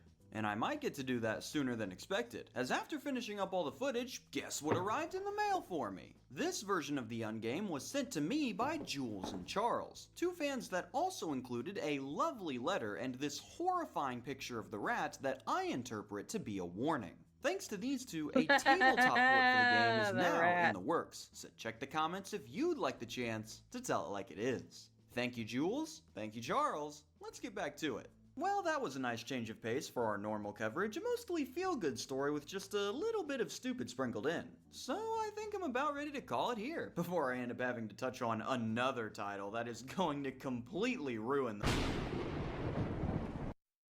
Splendid.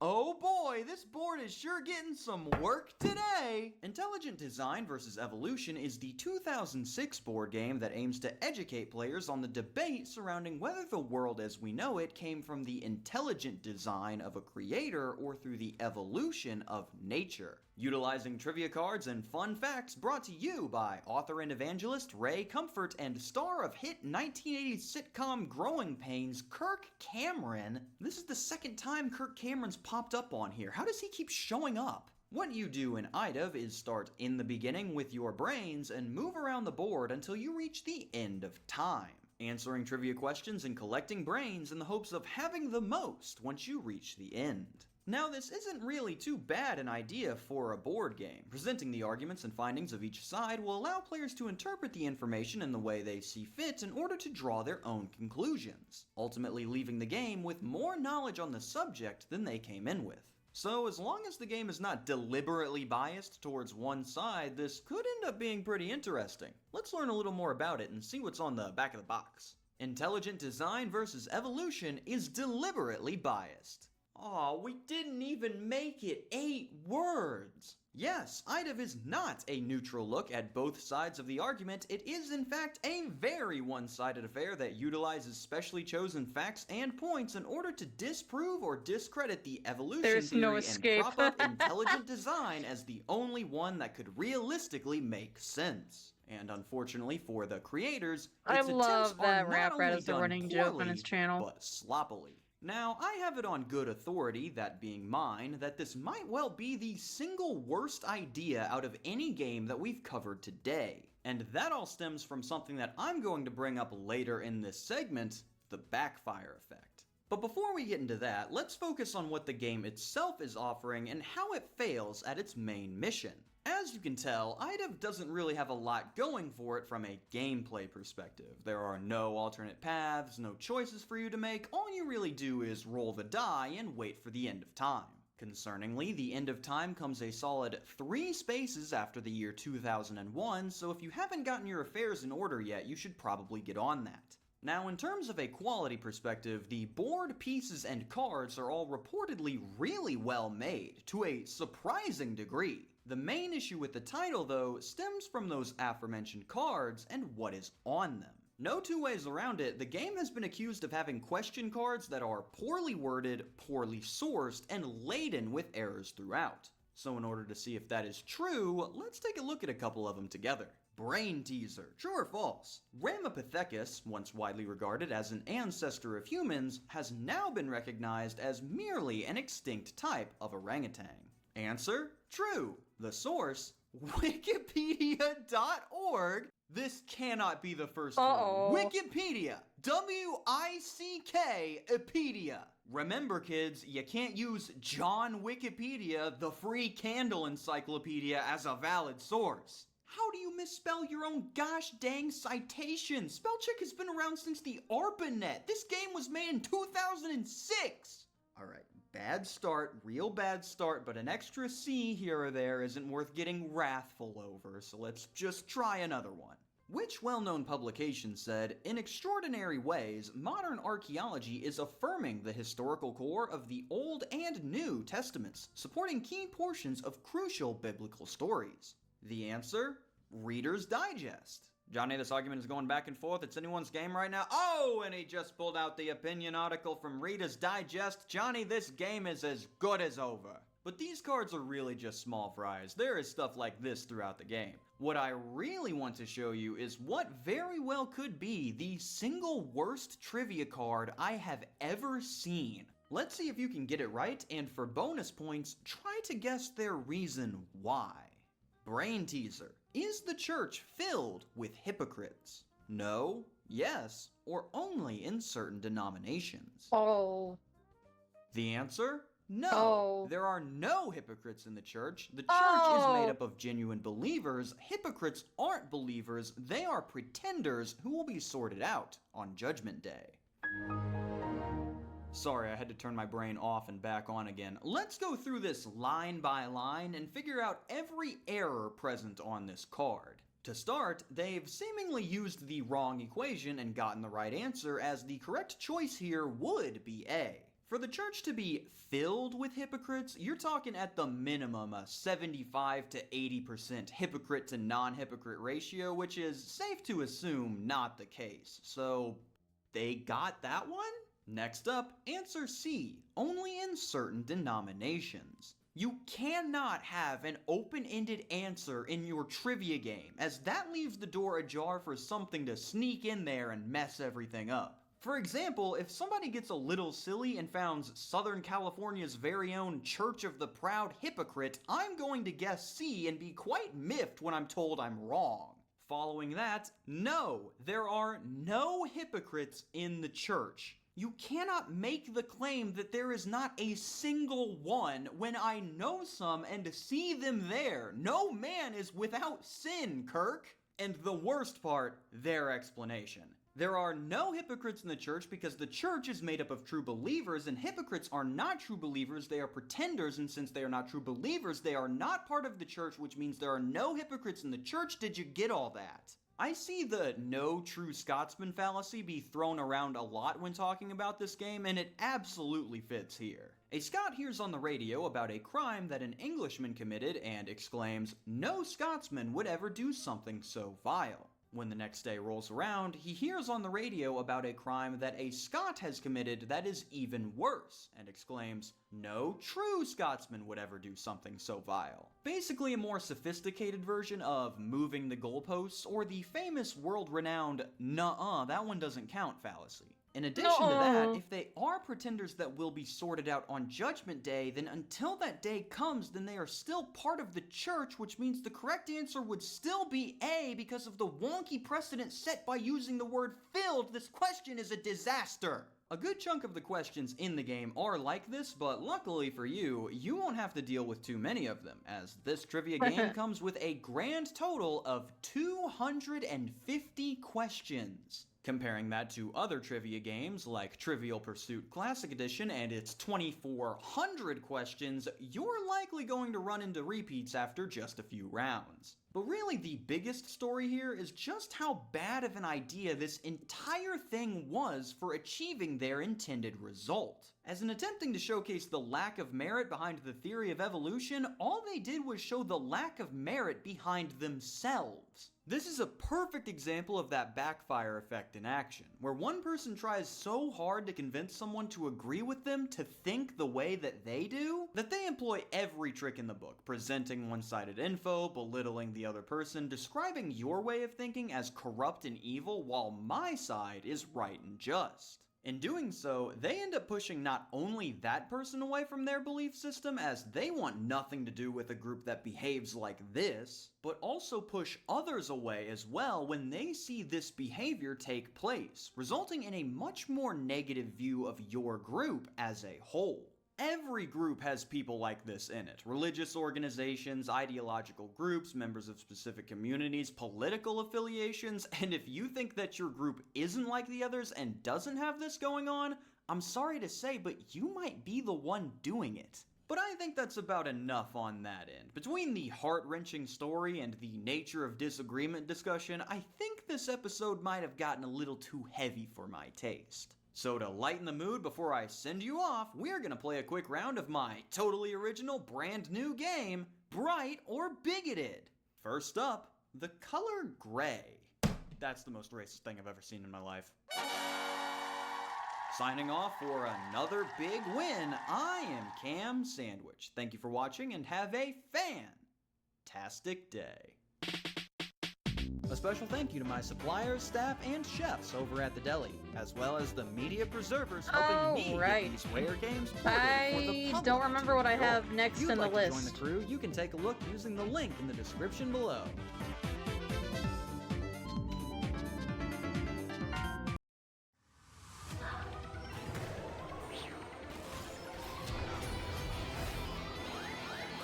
There was one raptor that I was very, very close to in the first film, and we had a bit of a thing going, and we wanted to get back together on this one, and we're probably getting married in a next. What you talking year. about? You're the first to know. Jurassic Park has got to be one of the most baffling blockbuster franchises of all time. Ever since it relaunched 10 years ago, each subsequent entry has earned well over $1 billion at the global box office, regardless I'm of ready. their critical reception. I'm prepared. While Jurassic branded merch continues to rake in genuinely eye-watering Deploy the sums of money Goax. for Universal year after year, even when there isn't a new film out in theaters. Yet, if you go online, you'd be hard-pressed to find anyone who actually likes the Jurassic Park films beyond Steven Spielberg's 1993 classic. Obviously, the internet is an imperfect reflection of reality, even at the best of times, but still, that's kind of remarkable, right? Like, here's a 6, now 7, movie franchise that has only gotten more profitable as the movies have become less beloved. Like, how is that even possible? Well, I mean, one explanation is that people just have so much goodwill for the original Jurassic Park that they keep showing up for the sequels, even if they didn't necessarily love the last one. And there's probably a kernel of truth in that, but maybe, just maybe, there's more to it than pure nostalgia.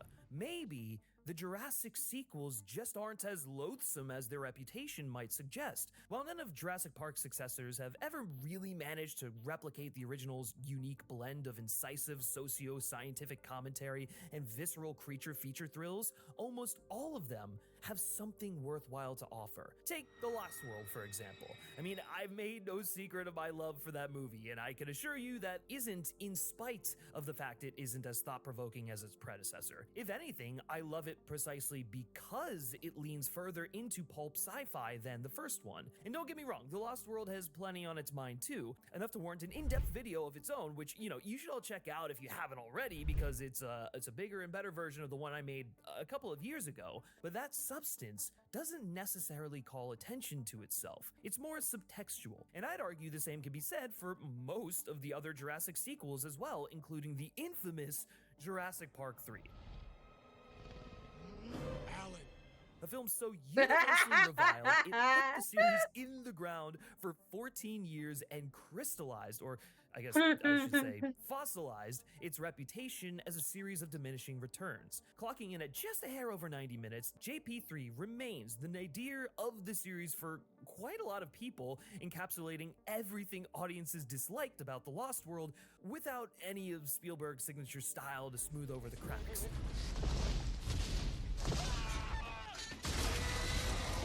A loud, artless monster mash utterly devoid of the high concept ideas and heady themes that made the original Jurassic Park so compelling. But is that an entirely fair assessment?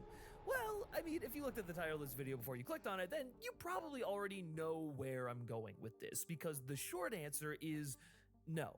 It's not a fair assessment. Am I saying Jurassic Park 3 is a perfect movie? No, not at all. In fact, I went through my own phase of really hating this film, and I mean, it's fairly obvious it was rewritten at the 11th hour and then stitched together in the edit. But does that mean it can't still be a great movie? I'd argue no. And no, your ears aren't deceiving you. I really did just call Jurassic Park 3 a great movie, because as far as I'm concerned, it is, and I'm kind of sick of having to equivocate on that just because it isn't as great as the films that came before it.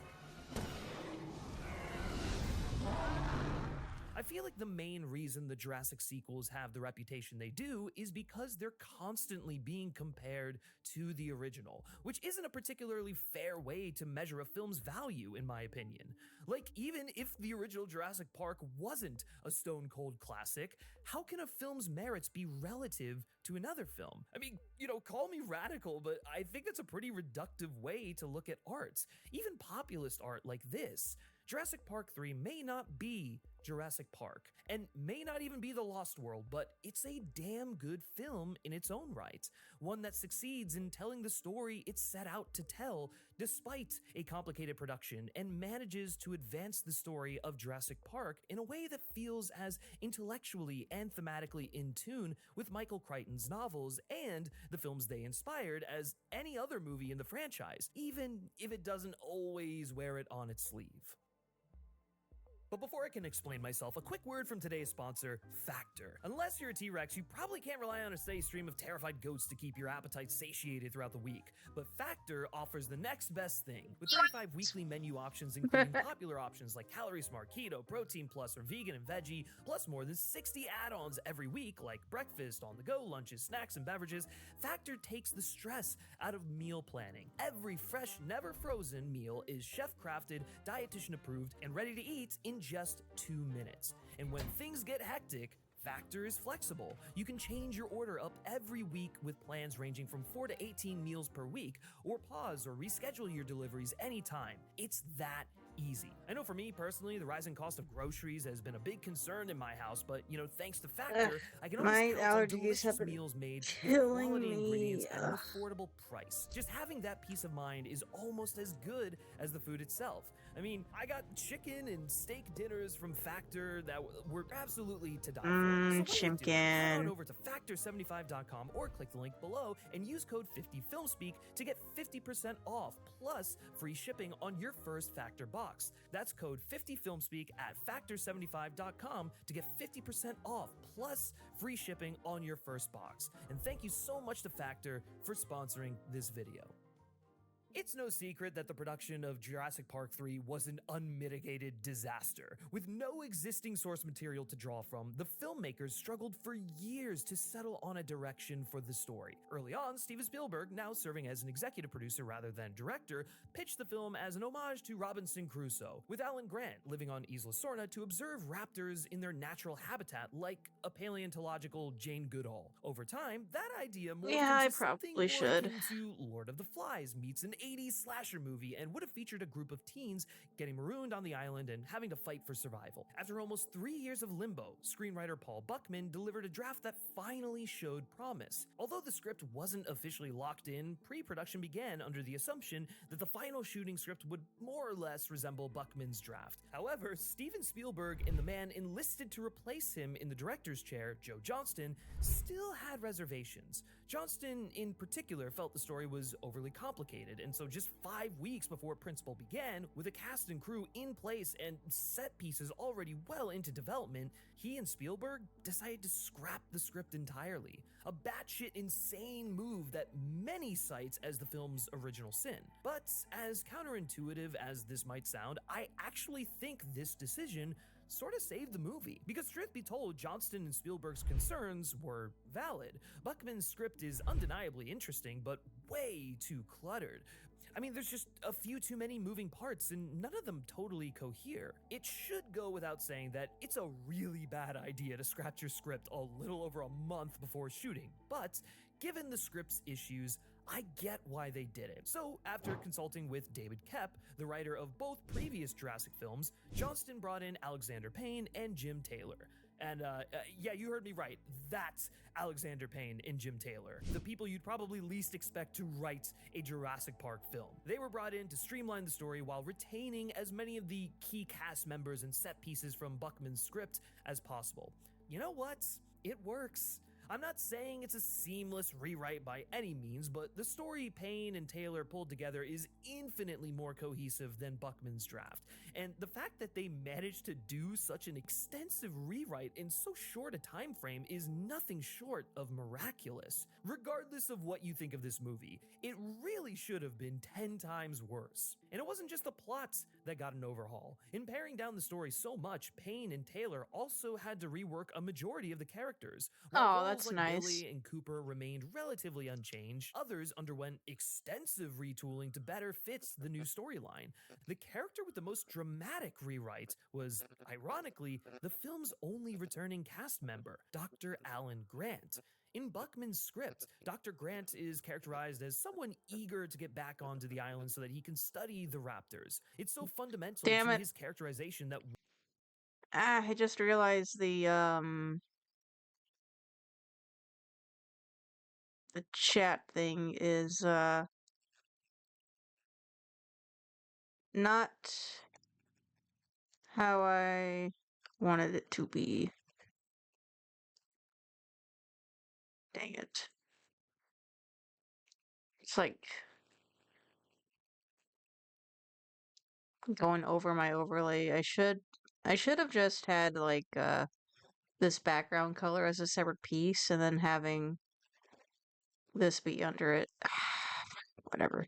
It's a work in progress. Anyway. one draft even ends with him refusing to leave the island. But this reworked version of Jurassic Park 3 takes the intrepid paleontologist in the complete opposite direction. The Grant we meet at the start of JP3 is a somewhat jaded man, and it's not hard to intuit why. He and his partner were nearly killed by the very creature. Actually, wait a minute. I still have the old version of the overlay. I can probably just let me see. Which one is it? Here, right?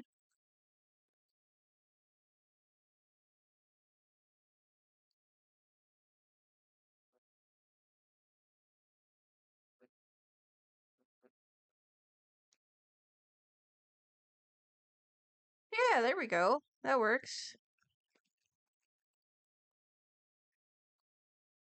Fixed. Creatures he's devoted his entire adult life to studying, and the cruel irony of that ordeal has caused him to experience a degree of cognitive dissonance. He's still a dedicated paleontologist, one who is deeply invested in his research, but the subject of that research is now tied to what is almost certainly the most traumatic event of his life. And so, to circle the square and resolve that dissonance, Grant has elected to simply deny the legitimacy of the InGen dinosaurs. You see, the things that tried to kill him, those weren't real dinosaurs. Those were biological experiments, only tangentially connected to the creatures he studies. Dinosaurs lived 65 million years ago. What is left of them is fossilized in the rocks, and it is in the rock that real scientists make real discoveries. Now, what John Hammond and InGen did at Jurassic Park is create genetically engineered theme park monsters, nothing more and nothing less. This is such a brilliant direction to take the character because it feels totally in line with who we already know Grant to be. While I understand why Buckman and even Spielberg before him were compelled to categorize him as someone keen on living among the dinosaurs, it doesn't exactly track with the Alan Grant we last saw in Jurassic Park. Although initially enamored with John Hammond's creations, because, I mean, how couldn't he be? Grant is pretty firmly established as a Luddite. You didn't He's a want man of realism, you wanted science, more make no teeth. mistake, but one who is intensely skeptical of modern technology. An old soul, if you will. Someone who doesn't even like the fact that other paleontologists use sonar instruments to locate fossils underground because he sees it as being antithetical to the traditional methods of paleontology. Hell, I mean, even his early concerns about Jurassic Park itself center on the idea that InGen's technological capacity to create the dinosaurs outpaces the world's readiness for them. The world has just changed so radically, and we're all running to catch up. Why would this man, of all people, consider InGen's genetically manufactured dinosaurs authentic, particularly in the wake of his near-death experience at Jurassic Park? No, this is someone who'd absolutely regard them as genetic monstrosities. Is this how you make dinosaurs? No. This is how you play God. That being said, While Grant's animosity towards the InGen dinosaurs is undoubtedly a trauma response informed by his previously established distrust of technology, it isn't the only factor shaping his disposition. On a subconscious level, InGen's creations stir a deeper, more existential fear within him. The incident on Isla Nublar didn't just traumatize Grant, it fundamentally upended the way he understood himself and his place in the world. In creating Jurassic Park, John Hammond and InGen forced Grant into a world where paleontologists may no longer be necessary. This would be an enormously confronting realization for any paleontologist, but it's especially troubling for someone like Alan Grant because of how intrinsic his career is to who he is as a person. Earlier, I called Grant an old soul and a Luddite, but a more appropriate description might be that he's a fossil, the vestige of a bygone era. You're still the best. I mean that. The last of my breed.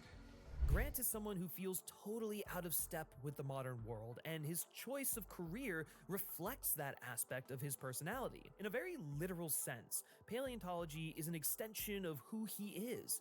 He digs for and researches animals that lived and died tens of million years before him because that's the world he's most comfortable inhabiting. Our understanding of dinosaurs may not be static, but the animals themselves are. They don't change with the times, they don't evolve, they just are. Or at least they were, because InGen's dinosaurs completely disrupt this paradigm. In the first film, we're shown that paleontology is struggling to sustain itself. I mean, the promise of additional funding is the whole reason Alan and Ellie accept Hammond's invitation in the first place. But by the time of JP3, that situation has worsened dramatically. Paleontology is now in dire straits. So much so that Grant can't even hold the attention of an audience that is presumably attending the conference he's speaking at to find research worth investing in.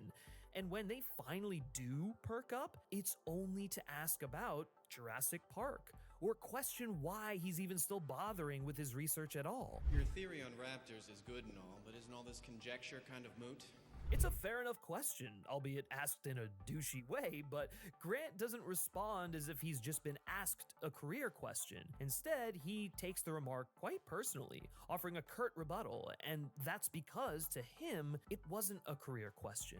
It was an attack on his identity. Facing obsolescence, his only viable option is to go on the offense and insist that the InGen dinosaurs are counterfeit, therefore making the notion of studying them preposterous. And it's this attitude that Jurassic Park 3 sets out to challenge. Like in the first film, where Grant's evolution into a paternal figure constitutes the backbone of the story, Payne, Taylor, and Johnston wisely make Alan's character arc the central narrative component of this threequel. Every plot point and supporting character in the film serves to interrogate Grant's attitude towards the dinosaurs and push him towards the realization that he's been wrong. If you've watched our Lost World video, then you're probably noticing how reminiscent this is of the way that film is constructed. And yeah, I think these two sequels make for nice companion pieces. Jurassic Park 3 is essentially doing for Alan Grant what The Lost World did for Ian Malcolm, forcing him to confront the ways in which his experience at Jurassic Park has affected him. JP3 also uses Grant's arc as a means to further expand on one of The Lost World's most significant themes, which is that regardless of how they were created, the InGen dinosaurs are in fact real animals and deserve to be treated with dignity and humanity. Steven Spielberg and David Koepp went to great lengths while developing The Lost World to depict the dinosaurs as being more than just InGen's intellectual property. I mean, Ludlow's entire subplot exists to drive that point home, but the film's entire environmentalist bent gets at this idea too. The dinosaurs are just animals, and we're shown that they're as capable of affection as they are violence. Jurassic Park 3 takes this concept and runs with it, using Alan's derision of the dinosaurs as an opportunity to further highlight their humanity, for lack of a better term. The story puts him in a situation that forces him to reconcile his trauma and his growing anxiety over the future of his profession with the irrefutable fact that the creatures on Isla Sorna are legitimate animals, regardless of whether that reality makes him uncomfortable. Throughout the first act of the film, we're repeatedly shown that Grant's disregard for the dinosaurs may in fact have more to do with his own insecurities than it does their authenticity. For example, Grant's introduction features a particularly illuminating juxtaposition, contrasting his excitement when recalling the sounds the InGen Raptors made with his attempt to dismiss them as phony amusement park attractions in the subsequent scene. Do you remember the sounds they made? Theme park monsters, nothing more and nothing less. Upon returning to his dig site in Montana, Grant touches base with his postdoctoral student Billy Brennan, who has used a 3D printer to create a physical model of the resonating chamber Grant had been describing to Ellie earlier. However, when Billy blows on the chamber, it sounds exactly like the InGen Raptors. For the audience, this feels right. I mean, it'd be weird if it didn't sound like the Raptors we've already seen and heard, but Grant is visibly shaken by it. Not only because it's a chilling reminder of his near-death experience, but also because it invalidates what he just said in the previous scene, that the InGen dinosaurs are little more than glorified theme park monsters. Moments like this indicate that Grant's dismissive attitude towards the InGen dinosaurs is more of a coping mechanism than a sincere belief. It's something he only says because it's what he needs to hear. So, when he insists that no force on heaven or earth could get him back on the island, it's best understood as an attempt to avoid confronting an uncomfortable truth. Grant's cynicism is contrasted by characters like Billy Brennan and Eric Kirby, who show incredible enthusiasm for the dinosaurs on Isla Sorna. Both young men are in awe of these creatures, even in the midst of a life or death ordeal, and it's through his relationships with each of them that Grant comes to recognize the insecurity that underscores his bitterness. For my money, the Rosetta Stone of Grant's arc and Jurassic Park 3 as a whole is the conversation Alan and Eric have on the boat right before the third act kicks off. It's one of a handful of times that the movie takes a moment to breathe, and because it takes place immediately after Billy's apparent death, Grant is vulnerable and introspective in a way he hasn't been thus far. In the scene, Grant explains that he believes there are two types of boys. Those that want to be astronomers and those that want to be astronauts. It's the biggest deal at breakfast. Get a medium hot or iced coffee and 2 delicious wake-up wraps. The Dunkin' $5 meal deal. While both are drawn to the same broad subject, that being space, Grant suggests that their preferred field of study is indicative of a fundamental difference in how they see the world. On the one hand, you have the astronomer, who is called to their field because they naturally make sense of things through a theoretical lens. But because of this, they're content with studying space from afar, even if it means they might never get to see it through their own eyes. Whereas, on the other hand, you have the astronaut, who is called to their field by a desire to understand things in a more tangible sense. They want to study space by literally venturing into it, experiencing it, witnessing it. While laying out these two archetypes, And Grant those who indicates want that the best paleontology deals. is more akin to astronomy, which tracks. Paleontology is an inherently theoretical field. There are no frontiers to explore, no stars into which they can venture. Dinosaurs are long dead, and the only way to understand them is in strictly theoretical terms, which suits Grant just fine because that's the sort of person he is. It's why he was drawn to paleontology in the first place. Billy, on the other hand, is the kind of boy who dreams of being an astronaut. He's a thrill seeker, a recreational outdoorsman who dabbles in all manner of adventure sports, from mountain climbing to paragliding. His understanding of the world is informed by the physical. When we're introduced to Billy at the dig site, the very first thing we learn about him is that his approach to paleontology is, remarkably tactile. A character's first scene is typically when we learn who they are at their core, and what Billy's introduction tells us is that this is a guy who's more practical than theoretical. This impression is reinforced moments later when he shows Alan the 3D resonating chamber he's created. This model is a testament to how Billy's mind works. He understands things by physically interacting with them. So when Alan snaps at Billy for taking the raptor egg, it's evident he isn't just upset about his recklessness. Although, make no mistake, Billy was being reckless, but Grant's disappointment also stems from his frustration at the fact that Billy doesn't see paleontology the same way he does. It's the reason he compares Billy to the creators of the park. Sure, you could read this as a mere jab at Billy myopia, and it's definitely that too. There's a venom to Alan's words here that doesn't feel justified by Billy's transgressions. Yes, Alan's pissed at Billy for doing a terrible thing with the best intentions, but that anger is just a momentary outlet for a deeper rage. What Alan's really mad about is the way the world has changed thanks to people like Billy. People who need to understand the world in a more tactile way and will take unnecessary risks to make that possible. And so, when Billy does something stupid, Grant takes all that pent-up frustration out on him. Because as a young man not yet set in his ways, Billy is ultimately a benefactor of the new paradigm InGen created, while Alan is seemingly a victim of it. You know what the last thing I said to him was?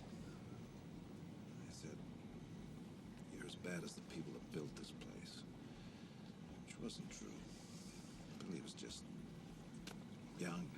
I mean, Joe Johnston even punctuates the exchange with the first moment of pure wonder in the film, with Alan and the Kirbys pausing to marvel at the majesty of the dinosaurs, directly mirroring the first time Grant ever encountered a living dinosaur, almost as if to suggest he's finally allowing himself to see the beauty in them again. There's a difference between imagining and seeing, be able to touch them.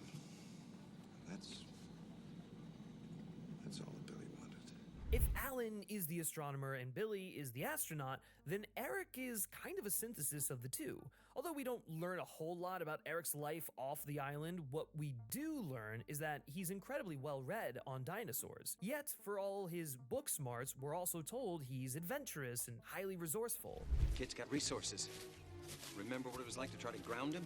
Put another way, Eric is equal parts bookworm and tactile learner, part astronomer, part astronaut. So when he gets marooned on Isla Sorna following a parasailing accident, he draws on both of these skill sets to survive, expanding his existing knowledge of dinosaurs by observing their behavior in the wild so that he can better navigate the situation. Details like the T-Rex pee may only seem like a silly comedic beat on the surface, but they exemplify how well this kid has come to understand the dinosaurs by simply living among them. Eric demonstrates that there's academic value in observing the behavior of the InGen dinosaurs while simultaneously proving that their existence doesn't automatically render Grant's theoretical work obsolete. In fact, it's the opposite. Without the theoretical foundation established by paleontologists like Dr. Grant, it's fair to assume Eric's observation wouldn't be half as insightful. And then there are his parents, who are without a doubt the most maligned characters in the entire film, probably in the entire Jurassic series, if I'm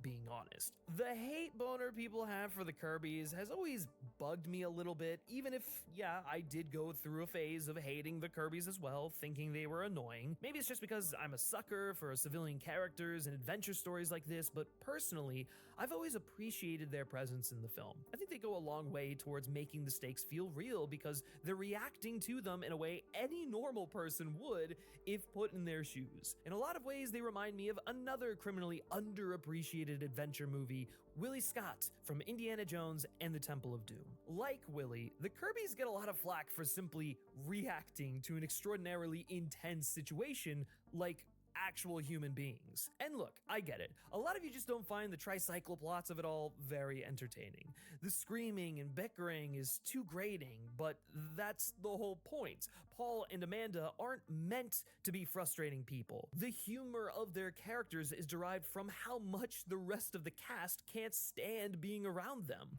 Amanda! Ben! Amanda, honey, Dr. Grant said that's a bad idea. What? He says it's a bad idea. What's a bad idea?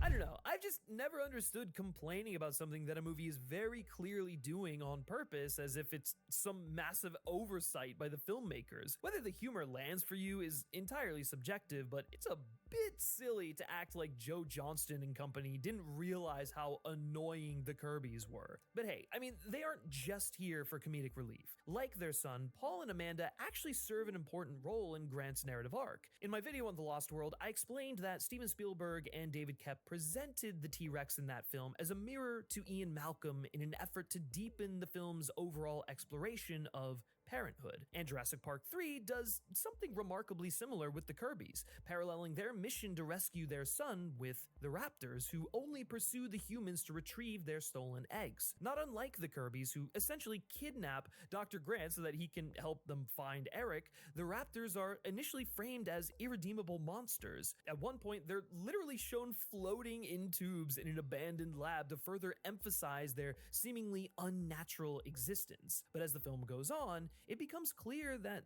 they aren't vicious monsters at all.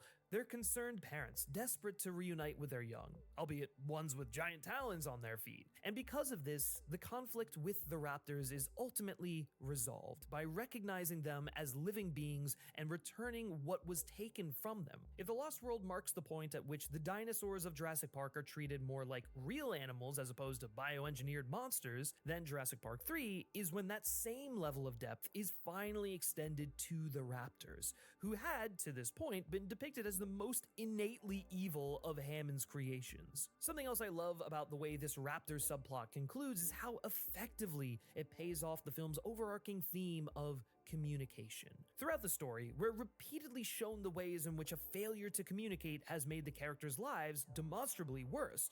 The most obvious example is the inciting incident of the story, which involves the Kirbys convincing Dr. Grant to join their expedition to Isla Sorna under false pretenses, portraying themselves as a wealthy couple willing to finance his dig should he agree to accompany them on a quick flyover of the island. I'm not saying Grant would have volunteered to help had they told him the truth about their son up front, but I'm pretty confident it would have gone over smoother than this.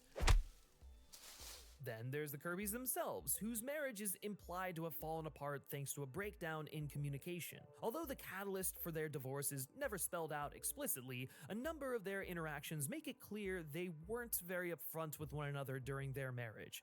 But as the two spend time together on the island, you start to see them gradually open up to one another and share their thoughts and feelings openly and honestly, and their relationship begins to mend as a result.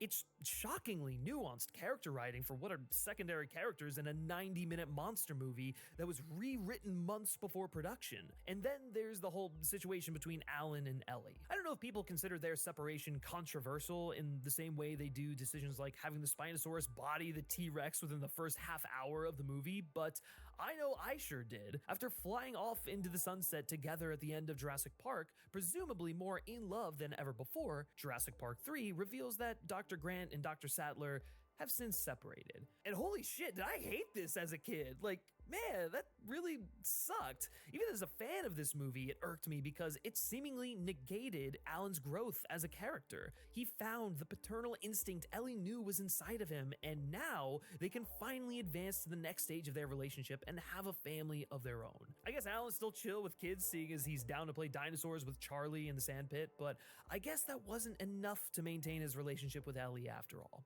According to Joe Johnston, this decision was made because he didn't buy Sam Neill and Laura Dern as a romantic pairing, which is a pretty petty reason to split up a fan favorite couple in my opinion, but as time has gone on, I've cooled on this creative decision significantly. The main reason it kinda works for me now, despite this admittedly shallow rationale, is the execution. Rather than completely writing Ellie out of the film the way Buckman did, Payne and Taylor tie Alan and Ellie's failed relationship to the theme of communication. As with the Kirbys, we're never directly told why they called it quits, but it evidently wasn't for a lack of love. These are two people who unquestionably still hold a candle for one another. You're still the best. I mean that. But it's also just as clear that poor communication played a role in their breakup. Ellie literally has to remind Alan to reach out if he needs anything as he's pulling out of her driveway, because she seems to know from experience that he won't say anything otherwise. I just want to say if you ever need help with anything, sometimes you forget to ask. So you can call me. Anything, anytime. In Albion, no matter where you go or what you do, your mount will accompany you on your journey. Perhaps you'll pick the ox, a merchant's best friend. It can carry anything you throw at it. Anything. Okay. Not to mention that later in the film, Alan straight up admits to withholding his feelings during their relationship. She was one person I could always count on. I owe her a lot. Well, I don't think I ever told her that. All of this is why I think it's so fucking cool that the finale of the movie revolves around an earnest attempt at communication. I get that the confrontation with the Raptors is a bit of an anticlimax after the Spinosaurus showdown, which is itself a little too abrupt, but the entire film feels as though it's been building to this moment, using the resonating chamber Billy created at the start of the film, an object that symbolizes Grant's reticence to treat the dinosaurs as real animals.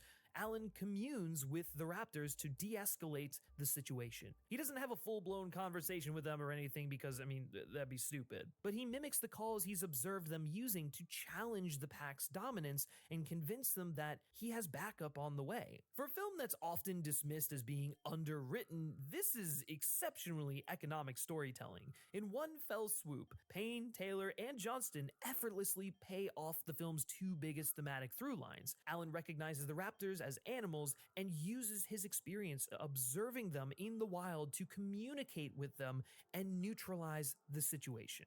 I mean, come on, that's so fucking good. It even kind of makes the talking raptor in Alan's dream feel less ridiculous. Because, I mean, yeah, goofy visual or not, that's pretty much where the story was heading the whole time. And if the confrontation with the Raptors didn't convey its point about communication strongly enough, the film drives the message home moments later on the beach. Not only are Grant and the Kirbys rescued because Grant finally reached out to Ellie, calling her in his moment of need, but we close on a shot that deliberately parallels the final shot of the original Jurassic Park. Instead of watching pelicans through the helicopter window, Grant looks out to the horizon to see a flock of pteranodons soaring into the sunset. If the final shot of Jurassic Park is meant to illustrate the persistence of Mother Nature and the inevitability of evolution, of life finding a way, then the final shot of Jurassic Park 3 is one last affirmation of Grant's growth. He now regards the pteranodons as legitimate animals, no different to the pelicans in the original film. It's a poetic ending to Grant's story and the original Jurassic Park trilogy as a whole, one that sets the stage for a world in which mankind must learn to coexist with dinosaurs the same way Alan has. Speaking of dinosaurs though, I can't believe I've talked about Jurassic Park 3 for this long without singing the praises of the Spinosaurus. What a well-realized antagonist. I know a lot of you don't fuck with him because he feels like an arbitrary attempt to go bigger and badder, and make no mistake, that's exactly what it is, but I'd be lying if I said it didn't work for me. Like the T-Rex or the Raptors before him, the Spinosaurus is terrifying, a ruthless apex predator that eviscerates everything unfortunate enough to land in its path, even planes. There's no question that having him kill the T-Rex was an indelicate way to spell the Spinosaurus as the new king in town, but it's fucking effective. Although it's set on the same island as The Lost World, Jurassic Park 3 trades that film's redwood forests for an untamed jungle, more akin to one featured in the original Jurassic Park, and this locale does a lot to amplify the savagery of the world these characters have been thrust into. Even when the film takes a detour into the InGen facility, this industrial environment is inundated in overgrowth, as if the jungle is slowly wiping the company that defiled it off the island. In the first film, Ian Malcolm promised that life would find a way to reclaim dominance, and the world of JP3 is that promise made manifest. Nature has taken its revenge and swallowed its would-be captor whole. The film also doubles down on the idea that Hammond maybe wasn't just a flawed but well-intentioned man the way the first movie made him out to be. The Lost World features a more egomaniacal Hammond, one slightly more in line with his literary counterpart without tripping into outright villainy, and Jurassic Park 3 leans into this characterization once again. Although Hammond and InGen don't have a physical presence in the story, we learn that they develop species not denoted on their lists, including the Spinosaurus. And again, it's an extra detail that lends the film this grungy, untamed vibe that I really fuck with. I mean, you get the sense that anything could be lurking over the next ridge, a suspicion that's proven right on multiple occasions, with perhaps the most spectacular of all being the reveal of the Pteranodon on the bridge. The booming drums as the unsightly pterosaur emerges from the fog, and it dawns on Grant that they've wandered into a giant birdcage, are positively spine-tingling. Oh my god. What is it? Yeah, show the scene. Massive props to Don Davis, who did a masterful No! job scoring the film. Filling John Williams' shoes is an unenviable task, but Davis acquitted himself with honor, delivering a lush and propulsive score that manages to capture the sound and feel of an early 2000s Williams flawlessly. How he managed to do that in 2001 is seriously beyond me. The birdcage sequence might be my favorite set piece in the entire film. I know for a lot of people, the fact that Billy ultimately survives his encounter with the Pteranodons undermines its impact a bit, but personally, I'm fine with it. Sure, Billy could have remained dead and it wouldn't have changed the film very much, but the fact that he survives gives Grant some well-deserved closure after realizing he'd been a little too harsh on him.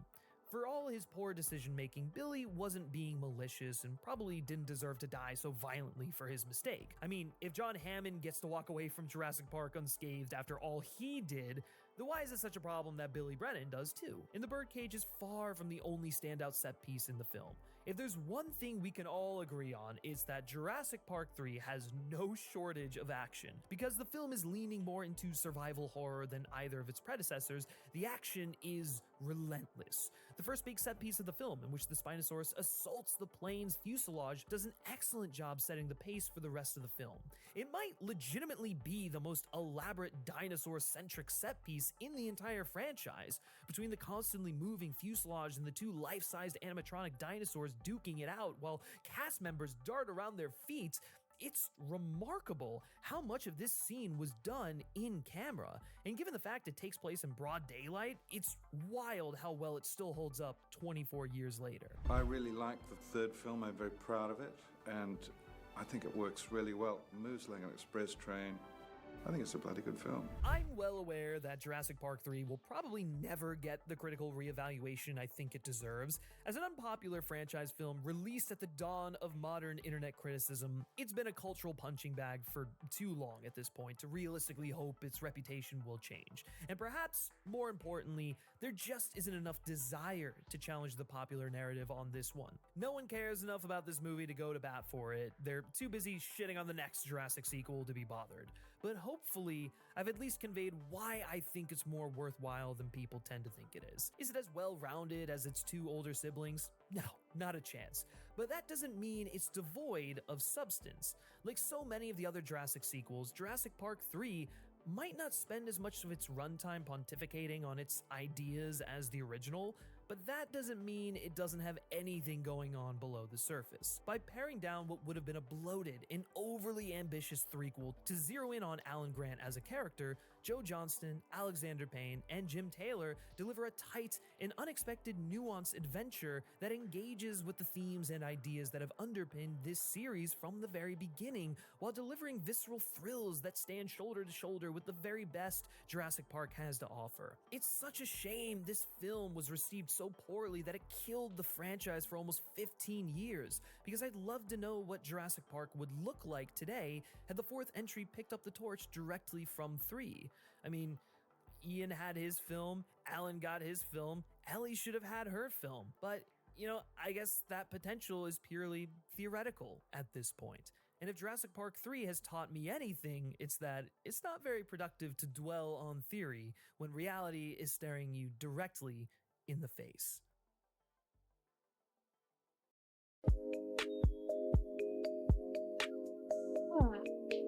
Okay.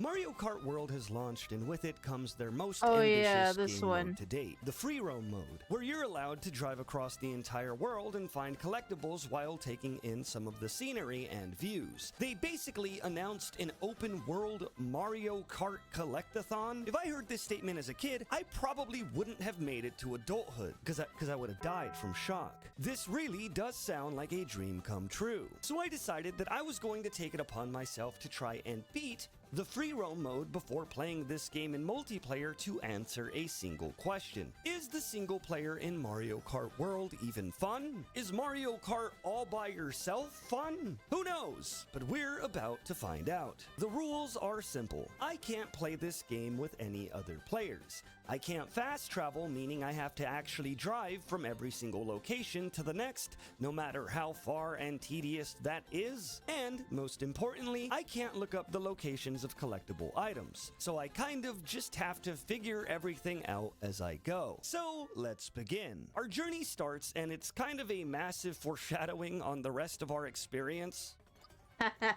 Oh!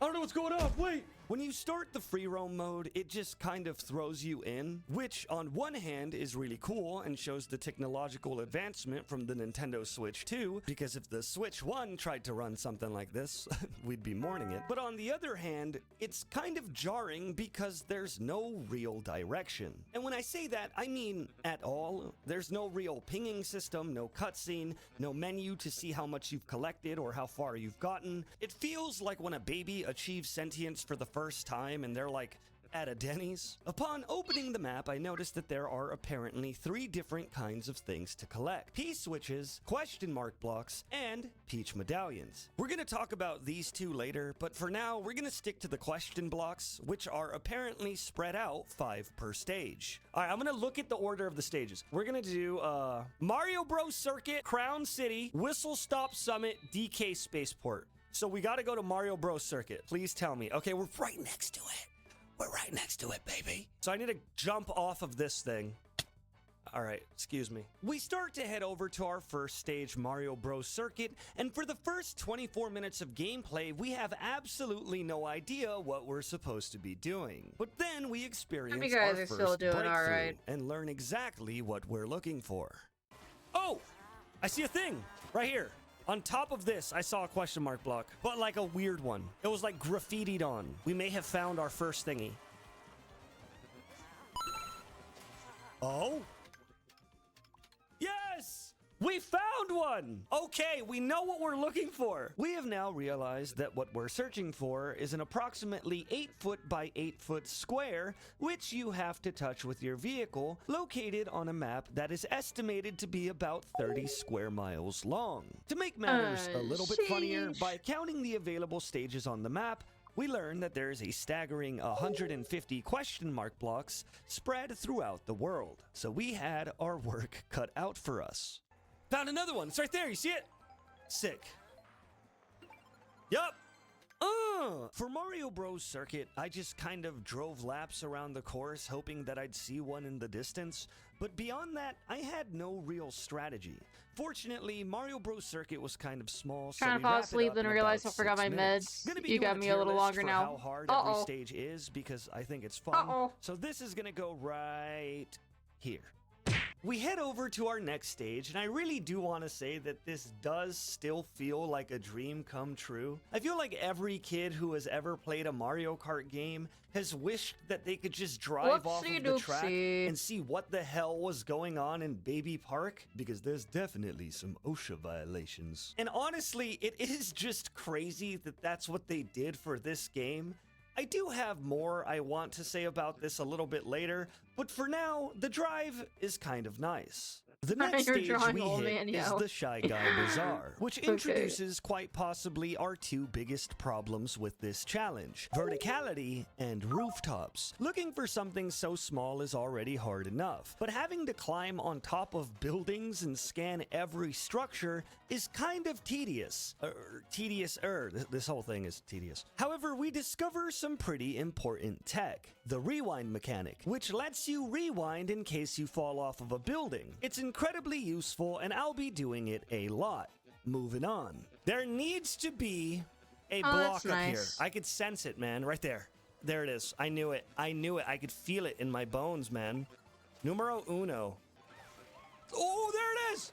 It was right behind me. Rewind. And now I'm ready for it. Oh, beautiful. Yup. Yup, we found one. I want to quickly talk about something that happens in the world map that is genuinely so strange. There are charging chuck targets that spawn randomly, and you're supposed to chase them around the map. They drop These video nights are great when I don't feel like talking that much. To snipe them as they drift in front of you, which is actually kind of cool and exciting. Or at least it would be if it did anything, but it doesn't. Yeah, this entire thing is completely useless. And you know what you get when you defeat them? an item block. Bro, those are everywhere. We head back to the bazaar after wasting our time killing possibly innocent men. Then we find a block by scanning the rooftops. And Popcorners. Heard they're the cat's meow. Of course. It's because they're popped, not fried. Next. And another one Mike, that shut is up. on the wall? What the hell? Wait, that's... What Hold the on. hell? It's starting to feel like I'm playing hide and seek all by myself. And I don't even get a turn to hide? We finish up the Shy Guy Bazaar by finding the last question block on the Popcorners are tippy top of a bussin'. building. Then we Hey, oh get yeah. yet another world event. A nabbit with money that runs away from you. And as far as I know, Oh, be nice to him. He's trying to get to All-Star. this one doesn't give you anything either? Well, except for a sticker that you could put on your car, but those are useless. Okay, tier list break. All right, we're gonna do right here. That was ass. We drive over to our next stage, Desert Hills. You may be noticing by now that I'm not going in the order that I established earlier in the video, and the reason why is because I am directionally challenged, and I keep getting for lost. sure. I can't really blame Mario Kart for this one because I'm sure they expected everyone to fast travel where they're going, but I'm not, so I keep driving to the wrong stage. But fortunately, How do you when play we in that get to game, Whistle Sky? I Stop forget. Summit, I do receive a gift in the form of a very easy block. I know by now that I should have been calling these panels the entire time. I don't know why I stuck to block, but now we are too late in the video for me to go back and fix everything, so I guess we'll just start saying panels from that here on explains it. out. Even though we're barely on our third stage, I could already feel my brain evolving to search and destroy. I check the rooftops first, then I check the outskirts of the track because for some reason the question mark panels are never on the track itself. And then after I do that, I'm kinda cooked, I'll be honest. There's these little binocular things you can touch on every single course that lets you look around the map. And sometimes they are incredibly helpful and help you spot one or two panels, but other times, like on this stage, you don't really get anything because the panels are hidden inside of buildings. We get our fourth panel, which is on some parking lot on the side of the stage, and then the fifth one is hidden on a road that is like directly under another road. I've been too Whistle scared to Stop touch Summit rain is a because I'm pretty only good at fun playing track against overall, but when it comes Severin to looking and for my stuff friends. on it, it's kind of miserable. Tier list time. Because I play All right, I'm against gonna them put so this, much. Maybe. But everyone else in the below game community Shy is Guy like Bazaar. way above It's my worse than Shy Guy skill Bazaar. level. Instead of jumping immediately into the So, next like, stage, I want to take I'm a scared to second and touch say ring. that this moment right here actually impressed me. On paper, the idea of driving from one racetrack to another doesn't seem that impressive.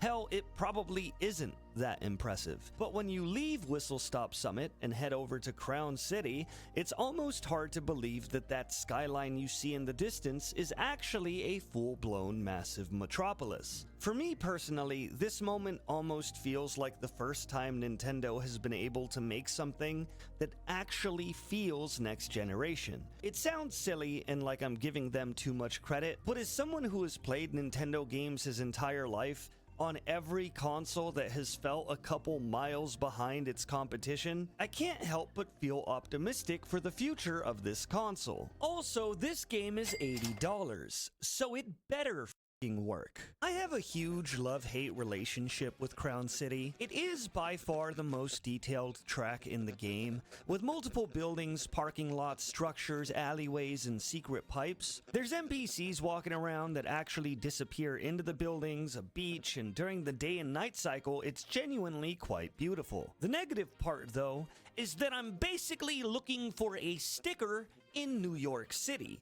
Do you know how hard that is? This is also the only stage in the entire game where you have to find 10 panels because it appears twice in the actual cups with different courses, which may sound like it makes the situation a lot easier, but let me explain why it's not. In just about every Mario Collectathon ever, whenever you miss an important item, Nintendo is nice enough to leave a gap in the tracker, which lets you go, oh, I'll check the end of the stage, or maybe it's in the middle. In Mario Kart World, that doesn't happen. So when you're down to your last block, you still have to check every single square inch. I'm gonna quickly pause on this screenshot just so that you can know how crazy it's getting. There's very basic ones like this one sitting on the rooftop, another one that is incredibly high on that wall, which I was only able to get because a truck with a ramp drove by at the perfect time, and then another one inside of that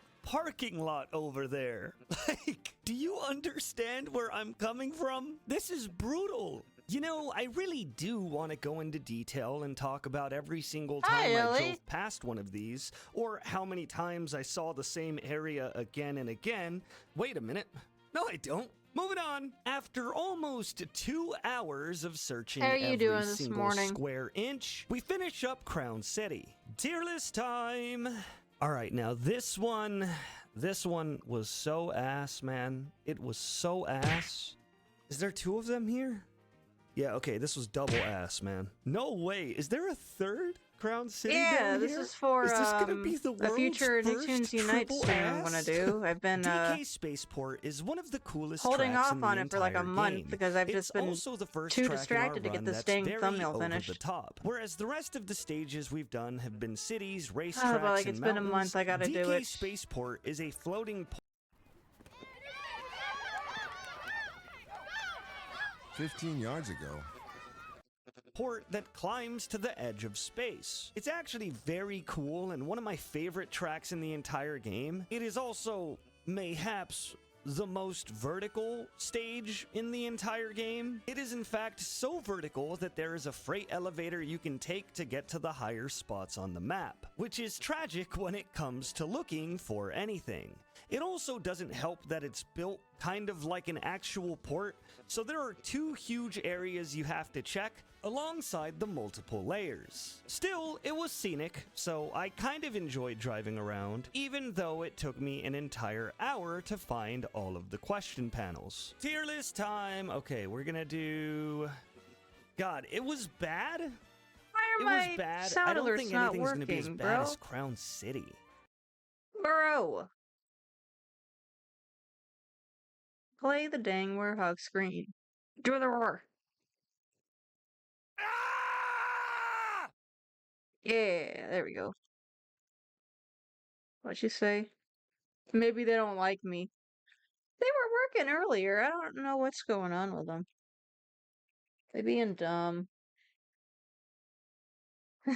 It's late. They're saying, like, you need to go to bed. Yeah, you're right. But if I don't get drawing done now, it's not going to get done. Maybe we do...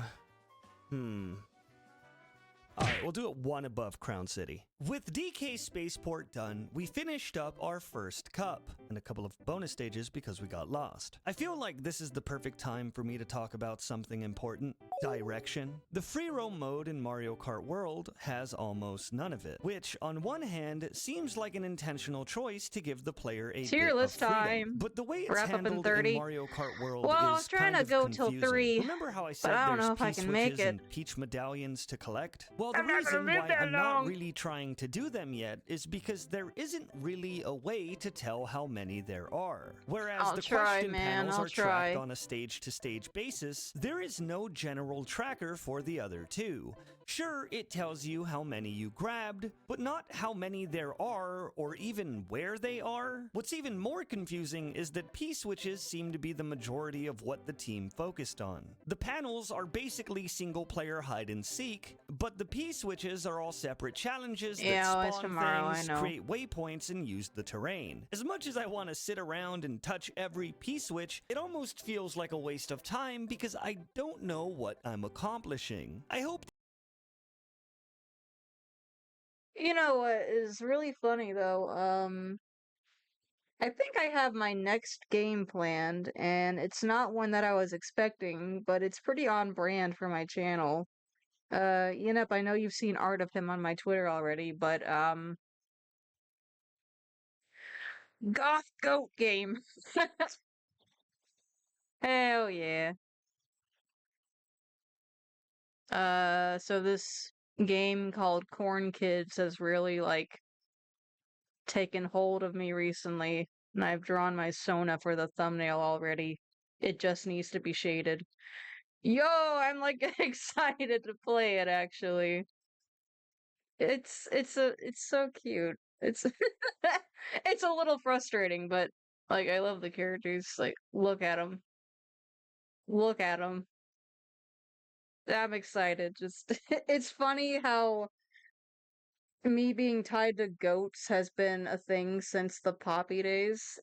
It just keeps going. And the main character's name is the same as my boyfriend, and that is hilarious to me. His name is Sev, spelled with an extra E. The Goat! Yeah. So, like, either in between Nicktoons Unite sessions or after Nicktoons Unite, I'm going to stream that. And, I'll try to space it out to maybe, like, 3 streams. We'll see. Because, like, it's not that long of a game, but it can be if you, get stuck on it like I did. But since I know what to do now, it should go a lot shorter. But yeah, I'm excited for that. That this is fixed in like a later patch, because as it stands, doing some of the cool challenges. Speaking of goats, do you like Cult of the Lamb? I have that wish listed. Yeah, I've been looking into it. That looks really cool. And I also love that it has a crossover with Don't Starve, which is another game that I was really into. Am really into. It depends on my mood. I go from playing Don't Starve for like a straight week to not touching it for a year. Really fun, but looks difficult. Yeah. Yeah. But it looks a lot like it looks like a lot of fun. I'd love to try it someday.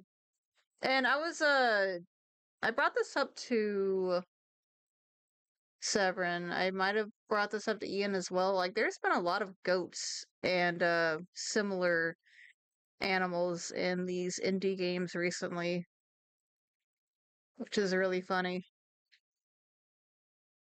But yeah, I'm interested to try it for sure. Nintendo mapped out is kind of based on the luck of finding it. Same goes for the Peach medallions, which is why our current focus is on the only trackable metric, the panels. It's extra unfortunate because we're now 4 hours into doing this, and it's almost not really gameplay at all. This would be fun for like MatPat, who enjoys doing the math to figure out how much rocket fuel it would take to launch a gorilla into space, but for me, I'm starting to get a little beat up. Not to sound cheesy, but I'm realizing more and more that Mario Kart is a game best experienced with other people, or at least other CPUs. Really? Still, we have our mission, and gosh darn it, we're gonna get it done. So I'm gonna start moving a lot faster through these, because there's only so many ways that I can say I search for panels on the flow. The next stage is Desert Hills, which is somewhat unremarkable. Beyond that, the panels are all pretty easy to find and just kind of out there, so we're gonna put this here. Yeah. Saving on your education should be a right, not a competition. At University of Phoenix, you'll get the Yeah, here. Next up, we have Wario Stadium, which was easily one of the best stages in Mario Kart 64, the Mario Kart game that I hold dearest to my heart. Here, though, it's really missing all of those terrifying Wario PNGs on the wall, but besides that, it's really cool to see it in a new light. They added a bunch to it as well, like huge grind rails and pipes at the top of the map, but still, I do find myself missing the obnoxious low-res Wario faces everywhere. The panels aren't too hard to find for the most part, so I guess I'll just put it here. The last stage of the Flower Cup is the Airship Fortress. This stage kind of makes me laugh because if I recall correctly, Bowser rides these airships to like attack places. Seeing one of these is like seeing a warplane flying to your city, but in Mario Kart World, he just kind of moved in. You better be paying some rent if you gonna fly over this part of town. You're dropping our real estate. Surprisingly, the panels on this stage are pretty easy too. I think the classic courses are especially simple because they tried to keep them somewhat similar to their earlier counterparts. So if you see something that looks a little suspect, chances are that's where your treasure be. Tier list time! Alright, that stage looked pretty cool, and it wasn't that bad, so I'll put it here.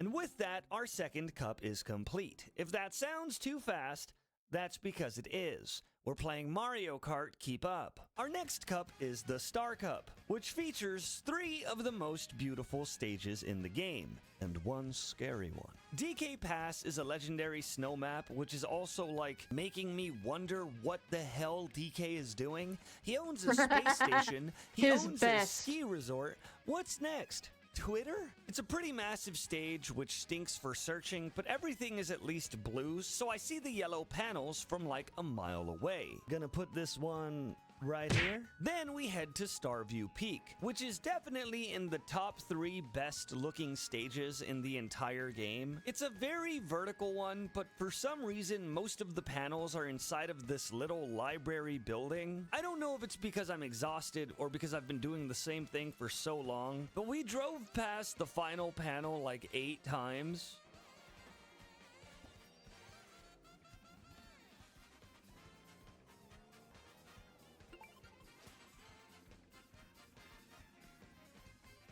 You look so done.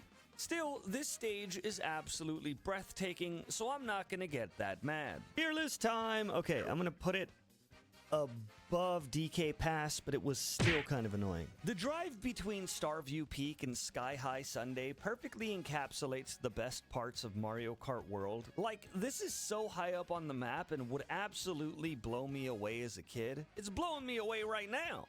Sky High Sundae is another one of those tracks that I can't help but fall in love with. I mean, look at it. It's colorful, it's made out of candy, and if you take a wrong turn, you'll probably end up with diabetes. Beyond one panel being hidden in the mega super duper bottom of the stage, the rest were pretty easy. You know, this one was kind of annoying, but I think I'm gonna put it on the top of not bad just because I like the vibe That's what so losing much. to ROM. Is that cheating? Is that cheating? What? And from the 11 times in a row feels like in highs of Bloodborne. 2 of the best looking Damn. stages in Mario Kart history, we Oh, fall no. all the way back down to one of the worst, Wario Shipyard. A stage that primarily sits in water, which is kind of annoying. And it has bad vibes all the way around. It's also with a heavy heart that I have to tell you, they got him. At this point, even though the They panels weren't got all him. that hard to find, I was kind of beat. Knowing my brain was starting to eat itself alive from basically doing nothing for so long, I decided to call it quits for the day and come Man, back mine's refreshed. doing that okay, right this now. one wasn't as hard as the other ones, but for the sake of it having bad vibes, I think I'm gonna just put it here anyway. Alright, now that we're on day 2, we're gonna change things up. As much as I want to sit here and explain every crack and crevice of every stage and tell you that I played single-player hide-and-seek for so gosh darn long that I started to develop schizophrenia, I'm just gonna skip through everything because that's not really the point here. As we continue to play through all of the stages left in the game, searching high and low for a yellow square while taking in the sights and the views, I couldn't help but feel a little disappointed, but not exactly for the reason that you might think. The controls in this game are definitely the best out of every Mario Kart game ever. There's so much tech added into this title that I'm excited to see how people break it in the coming months. Every conventional part about this game is amazing, but as for the open world and the single player experience, I can't really tell why it exists. It is genuinely so well made. Everything from the vibes of each stage, the amazing soundtrack, the lack of loading screens, and the day and night cycles. From a technical perspective, I'd say that this is about as good as a Mario Kart open world game can get. But but I can't help but wonder why they made this. Conceptually, this is something that I think that every child ever has dreamed of at one point. To be able to drive wherever you want to go and experience your favorite IP with zero to no limitations. But children don't make video games for a reason. As a grown man who ended up looking for yellow squares for multiple days, it very quickly became something that I didn't want to be doing because it lacked not only a direction, but also an incentive. Maybe if unlocking all of the panels gave you a cool skin, or unlocked a bonus stage, or changed the routes available on the map, I'd be more inclined to enjoy this, but they didn't. All the panels did was give you a little sticker you can place on your car. Some of them are cute though. On one hand, I want to sit there and say that this game mode isn't meant to be beaten. It's not really meant to be seen from an objective perspective, and rather sits as a sandbox you can visit whenever you want to take a break from the actual game. Understanding the idea with that philosophy makes it easier to accept that it's empty and somewhat aimless. But I can't stop reiterating just how good it is. Imagine the map quality of a game like Elden Ring, but there's no enemies in it? Is this hell? Am I died? I spent another 7 hours looking through the rest of the stages. But I'll spare you the details because this wasn't really gameplay. I just slowly drove up and down every track and hoped to get to the end of it. After a staggering 12 hours and 47 minutes, we finished up all There's a tourist mod that does exactly that, make all enemies friendly. And as much as I somewhat enjoyed viewing every inch of this map, I can definitely say that this challenge overstayed its welcome. But that's not really Mario Kart's fault. I've now realized the answer to the question of this video. Mario Kart games are not that fun alone. Mario Kart is not a game that you're supposed to play by yourself. It's a party game that is best shared with friends, or CPUs, other racers, you get what I'm saying. Whether it be battling, racing, or just driving around and enjoying the sights, it's a vessel to explore connections with others while moving at 200 miles per hour. Knowing that there are literally hundreds of P-Switch challenges on the map, on the third day, I excitedly invited my girlfriend into a lobby so that we could accomplish these together. And that's when I found out the P-Switches only spawn in single player? Nintendo, what are we doing? I'm so optimistic that Nintendo is actually going to do something insane with this world. Like a massive update down the line, and I really hope they do because there's so much life and beauty in it. I just wish that I had a reason to stare people didn't at like said it. life and beauty. But as it currently stands, I probably wouldn't recommend doing this. At least without looking stuff up. The game's still good though. I hope you enjoyed this video, and if you have Mario Kart World, please let me know how you feel about it in the comments. I absolutely love it, but I know some people haven't been a fan of driving from one racetrack to another. I think the racing is actually really fun this time around, and have another very funny video coming out where I competed in a tournament. So if that video's out, I'm gonna link it right here. And if it's not, I won't. Goodbye. Oh, before I go, here's the final tier list. I didn't forget about that. Hello, ladies and gents. I'm Captain Jack from HalloweenCostumes.com, and I'm a pirate from a generic Halloween store. Arg. It's slightly more full. Oh wait, Oh, I have this to see one's something. Hold on, this one's pretty I literally have cute. to see something. Salmon Nintendo DS.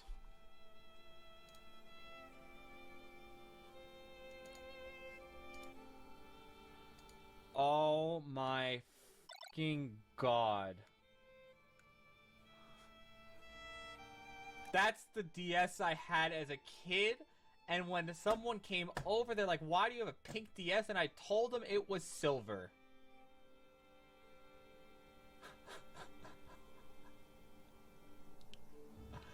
Oh my god. What is the colorblind filter? Does it do a good job with this? Look at the filter, look at the filter. That's what I thought I was using. I thought it was silver. Okay.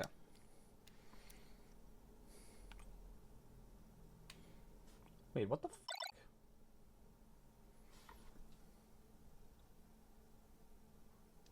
Huh?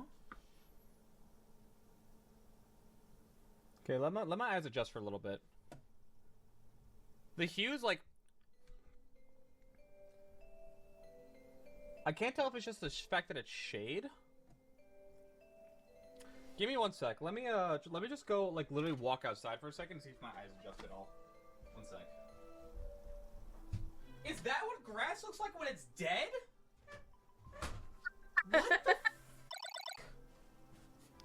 I can tell, like, when it's too dark for me to actually tell something, and not just, I can't see the color. I don't know how to explain it, but, like, I went outside, and when there was, like, a bunch of light coming into my eyes...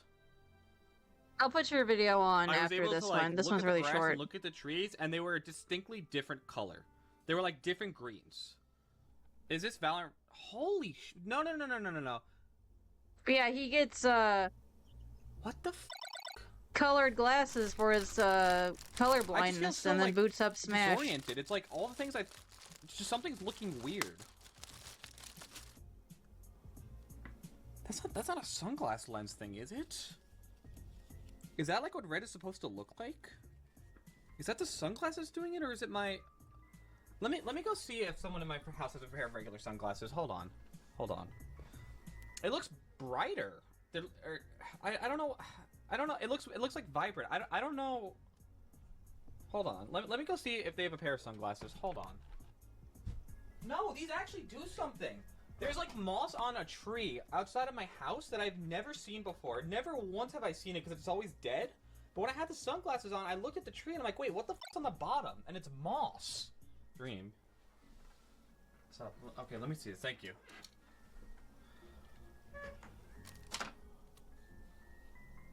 No, it's not the sunglass. No, it's not the, like, shades. That's actually just distinct. What the f***? Wait. What color is this wire? What color is this wire, chat? That's red? It is red. This looks this... What the f***? I thought it was orange. This is orange, though. What the f***? Is this shirt not actually, like, super green? It's, like, kind of green, but is it, like, more brown? It's, like, a dark green. It's, like, a dull green. I thought this was just, like, green. Well, yeah, this is green. This looks like my thing, but before, I would think that this is kind of close to the shirt. My eyes are still getting adjusted to it, but I think, like, the more I look at stuff, the more I'm starting to see things. Like, what else am I missing? Look at your fox. What the f- Finn from Adventure Time is also colorblind. I know, I saw that clip. Oh, it's fun. Those colors, they're so bright. Is it just, like, really bright? I can see colors. I'm sure not as well as the rest of you, but I can see something. Color tier list. Let me get more accustomed to, like, my fucking vision first. And I'm assuming it only gets better. That's what I've heard. That the longer you do it, the more it gets better.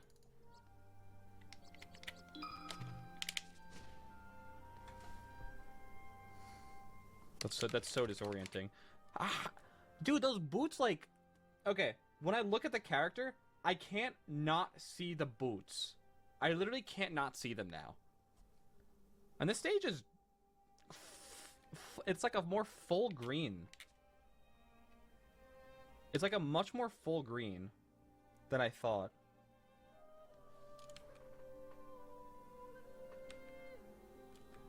Holy sh**, there is a difference! Oh, wait, they're not even close! And now it just looks green again. It's like, I can see a subtle difference now that I take my glasses off. But, like, this is just so much more pronounced the more I look at it. This, it's like, it's a subtle difference, not really.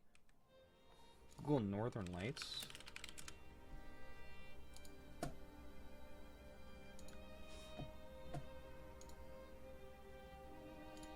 That's fucking beautiful!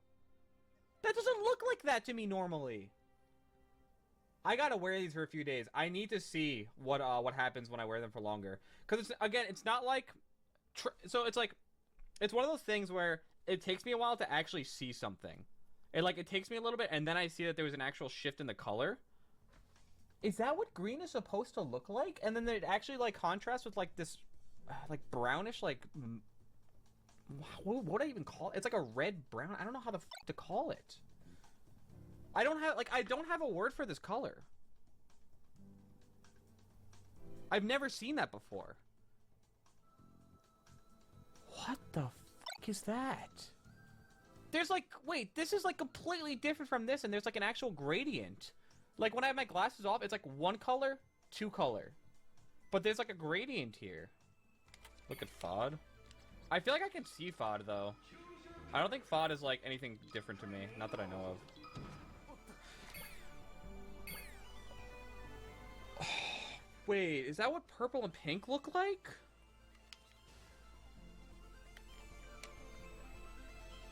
Wait! That's not blue? This area isn't blue? What the fuck? I thought that was blue! That's pink! Is there any expert on how these work in here? Like, is it... I know someone said they were an optometrist student. Is that person still in here? Thanks for the 5 gifts, Ganondorf. Oh my goodness! Wait! Okay, what color is the outline here? I have to be crazy. What color is this outline? What the f— That's not the glass. That's like a different color. I've never seen this color in my life. Whatever color this is, I don't know that. I've never seen that before.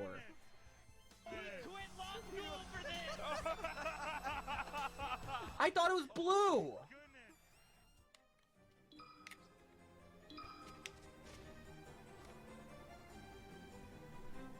Battlefield's purple? You're f***ing with me.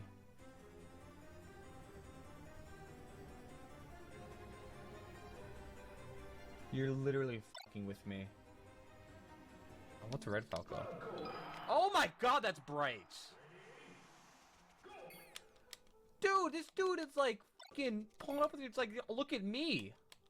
What the f***?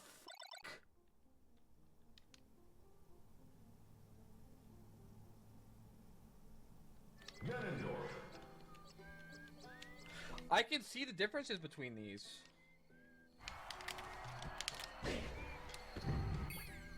That's very purple. Holy moly. That's just blue to me without it. There's no hint of red.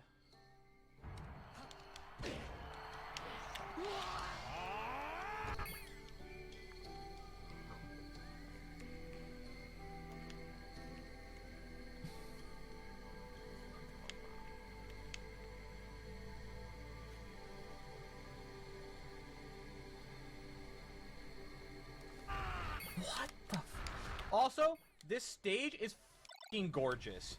This stage is really nice. That's beautiful. I would go to FOD literally every game if I played Ultimate. I'm not even joking, just to look at the stage. What is this? I've never seen colors like this. I'm not even joking. I've just never even perceived these types of colors before.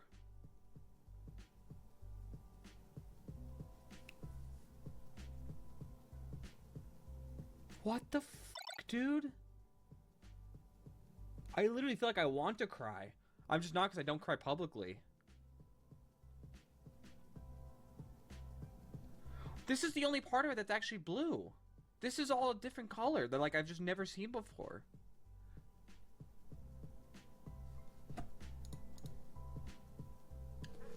Just call my dad real fast. So, I'm streaming right now, so I'm gonna go soon. I got the colorblind glasses. Dude, I can see color. It's like I'm doing this on stream. It's like there are a bunch of colors where it's like blue violet, where it just always looked like a dark blue to me, and it's like I couldn't see any like red. It's like I can see like pink, I can see purple, I can red. I didn't know red was bright. Oh my goodness. It's just his company. It's like they developed these glasses. I guess I guess it changes like the way like lights refract it. I don't know how the hell it works, but it's like blue green. It would just look like you know. I guess my chat told me it's like the way clear ocean water works. That just looked like really dull, like gray to me. It looked like a gray almost. I'll see you later. Trying out. This is like this is ridiculous. I did not realize how much I was missing. I like don't even know what to think right now. Yeah, it's like I don't even know what the hell to think. This is like This is... Oh my goodness. I'm still processing it. Oh my yeah, I'm never getting rid of these. That's for damn sure. Oh my. All right, I'm gonna go back. We'll talk about this at dinner. All right, we're doing Taco Tuesday still. Oh my goodness. All right, just let me know. Bye. Dude, what the fuck?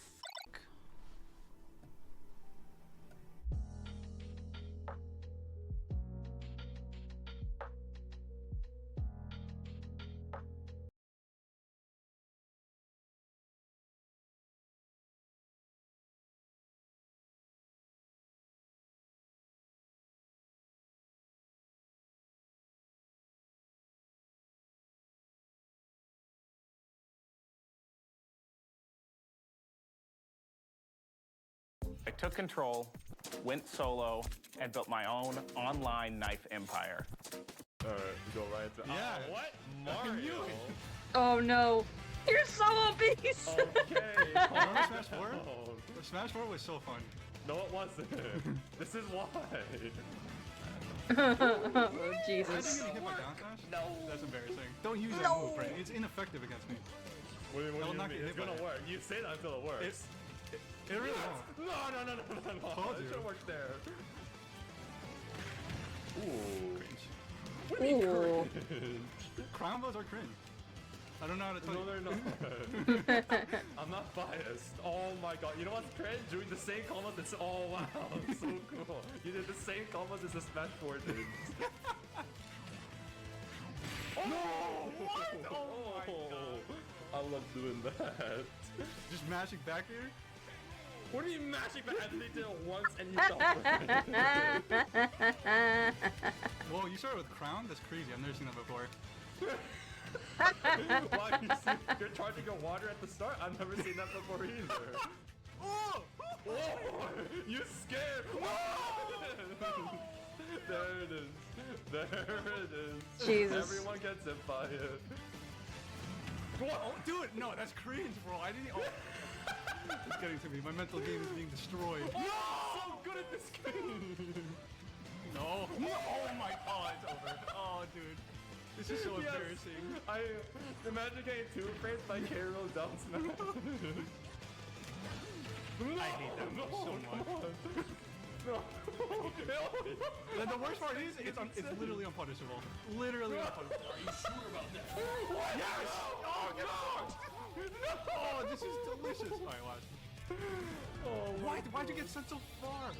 Oh, you try to disrespect me and a bit. Yeah, Who's the fool? Who's the fool now? What? I'm crazy, Brent. I'm crazy. Brent, I'm crazy. Why would you do that? Oh my god, your mom is crazy and be landing this down smash. Oh! Yo, I almost saw the future. Hold on. Now I gotta try, Brent. I almost saw the future. Hey, that one worked. All right. Start this game.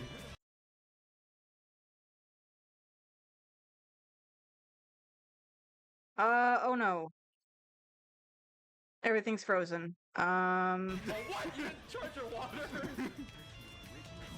Okay, that scared me. No. Imagine being greedy. That does Imagine not being make greedy. any sense whatsoever.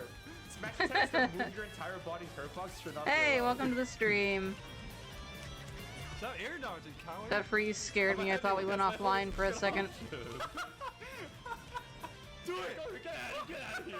That's the most Do it. cringe fucking. You want to talk about maximum cringe? That shit right there. You just screams, ah yes, I played Nest on Quick Play. That's the most net weight. No! What?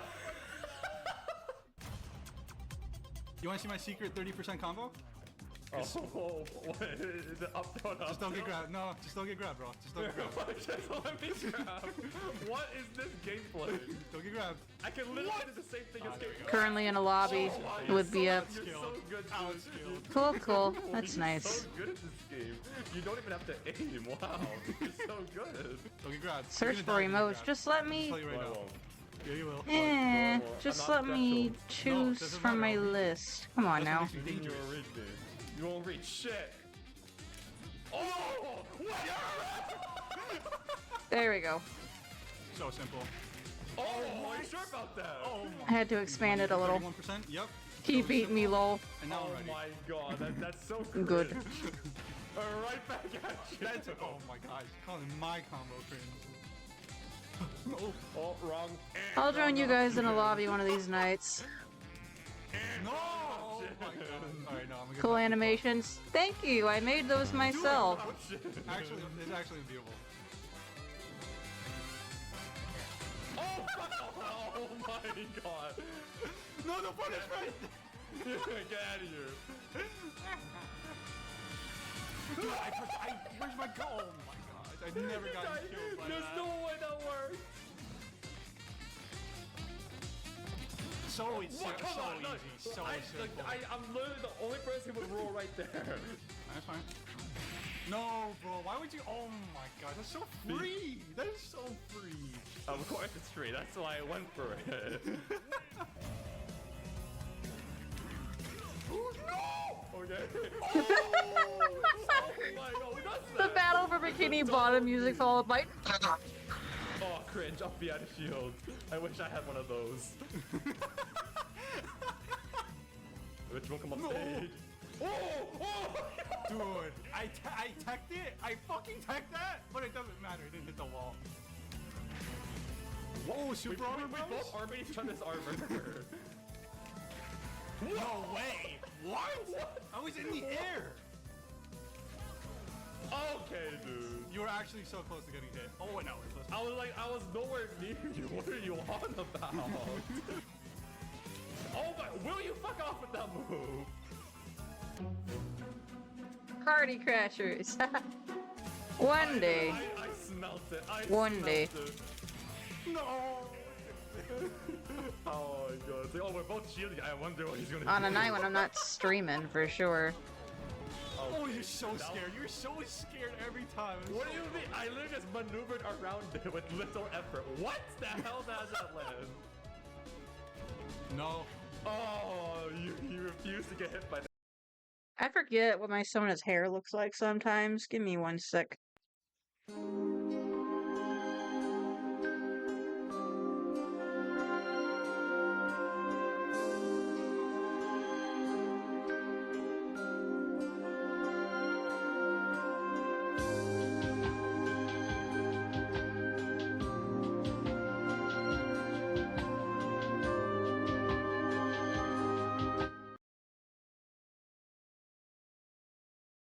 I see. Okay.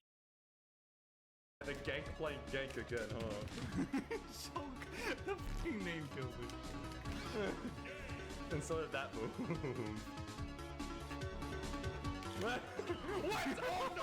God, who does that?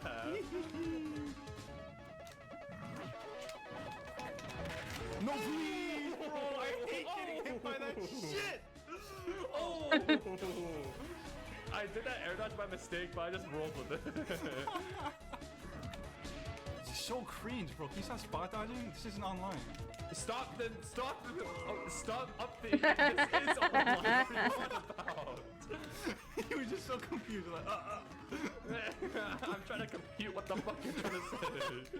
Okay, 20 more minutes. Dude, forward air. Oh, 20 more minutes. I got this. Severely. It's like the most standard fucking move ever. No, it's busted. Hey, he kicks forward. Alright, let's Thick see. as hell, it does like 20%. Cause I'm a heavyweight. Wait. No, please! Save me, Brent! Shit! Yep, okay. Push me off! No, don't do it! No, don't do it! Wow, nice 20%, bro. Nice, skillful 20% there. No way. Yeah, why, thank you. Starting to think maybe it's Cairo that's busted. Oh, wow! Cringe. Oh, it's so easy, bro. It's so easy. It's so easy. Finally, I have a broken forwarder now. This is great. Why does yours still win? Now you're turning into a spot dodger. That Wait. killed? That just killed? Oh my god. This is good gameplay. It's good gameplay. Oh, gosh, this feels so good. Oh, delicious. Oh my god. I don't want to play him anymore. I'm done. Yeah, that's a sign. That's a sign. Let's switch. You piece of shit character. Oh, you roll away? Who does that? Alright, that's fine. I can't die here no matter what, and you'll miss, so it's fine. Wait. Both those things were wrong. Finally, stage control.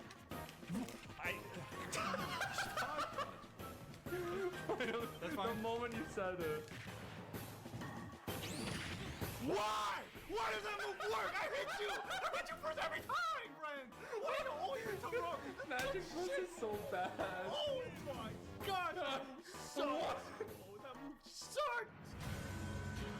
I'm really gonna try this one, Brent. Like for real? Like, no joking. I'm gonna try, okay? Oh, there's the second place. Brent, I was just kidding before when I said I was trying. I was just kidding. I wasn't trying. That was a joke. And I think you actually thought for it, which is kind of embarrassing.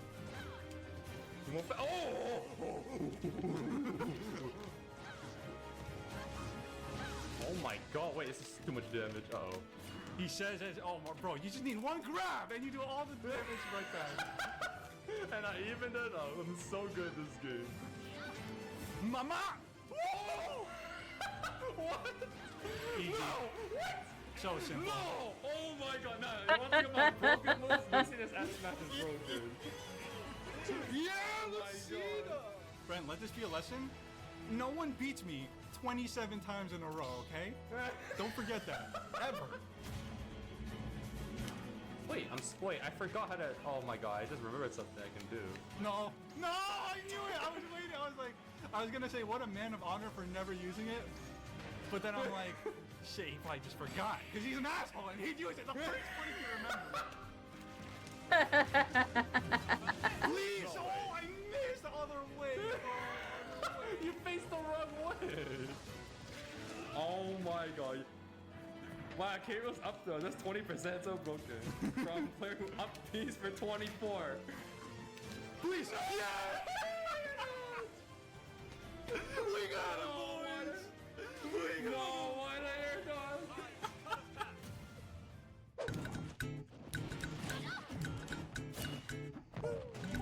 dodge? Yay, more battle music.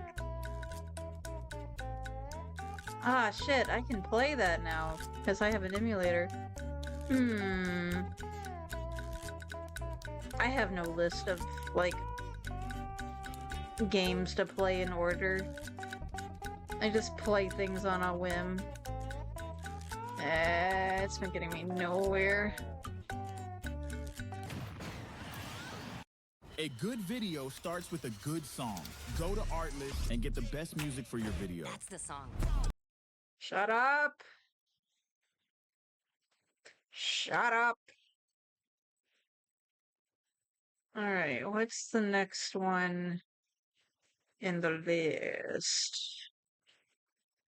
Oh yeah,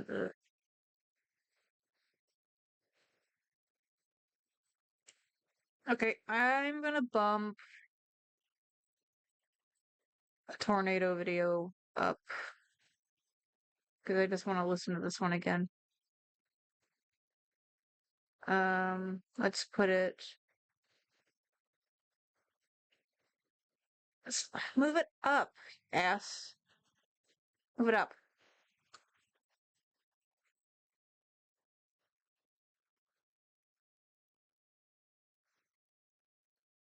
Damn it. Stop.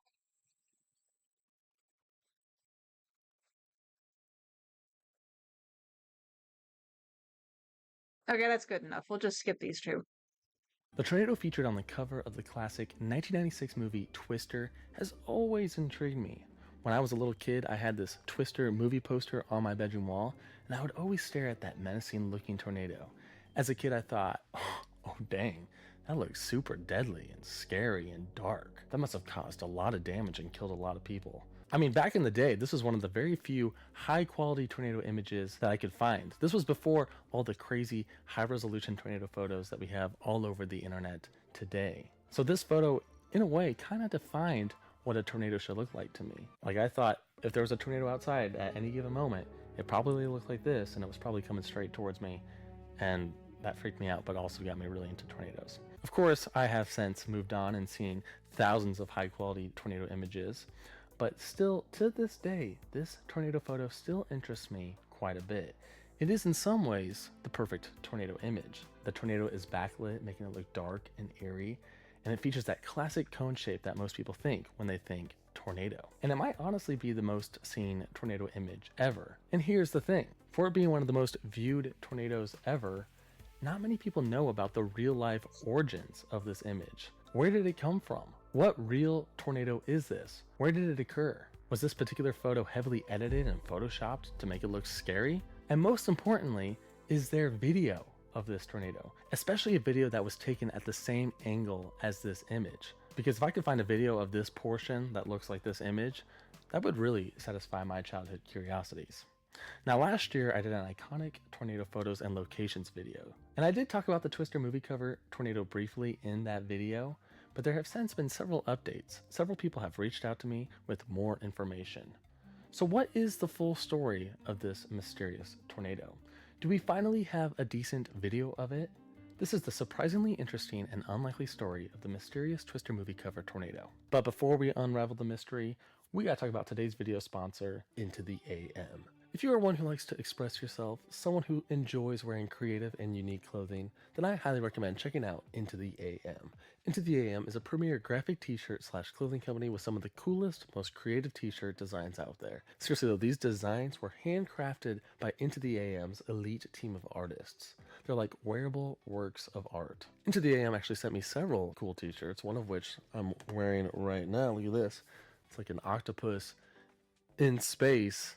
Very cool, and this t-shirt glows in the dark. In fact, they have several different designs that glow in the dark. One of my favorite designs is this outdoorsy looking one. I've actually worn this t-shirt in a previous video. If you're not currently in the market for t-shirts, no problem. Into the AM offers other varieties of clothing. They have fancy button-up shirts, they have jackets, they even have pants, including these jeans that I got. And if you would like to purchase some cool gear from Into the AM, now is a perfect time as they are having a massive up to 60% off site-wide sale until April 6th. Alternatively, you can use my promo code SWUGGLE or click the link in the description, intotheam.com/swuggle to get 10% off site-wide. Thank you Into the AM for these great shirts and for sponsoring the video. So to begin our story on the origins of the Twister movie cover, we must look at, well, the movie Twister.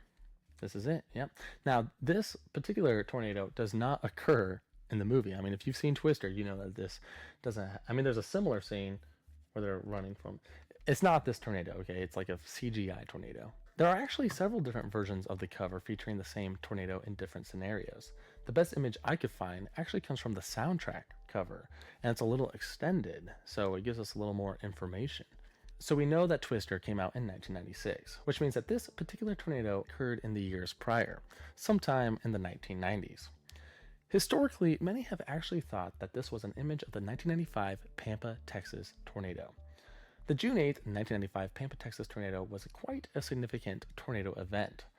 It was actually part of a larger tornado outbreak that featured 28 other tornadoes that impacted much of West Texas, including the entire Panhandle. The tornado that impacted Pampa specifically was later rated as an F4 with winds over 200 miles per hour, and this tornado was extremely well documented by numerous storm chasers.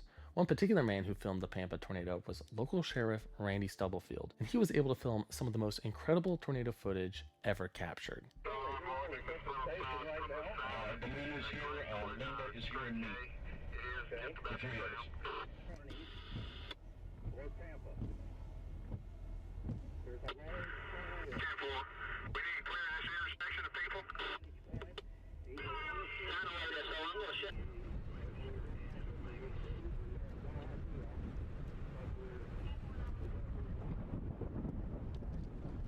The Pampa F4 only had a path of about 3 miles, which is pretty short compared to most tornadoes, but it was still able to cause significant damage and injure 7 individuals.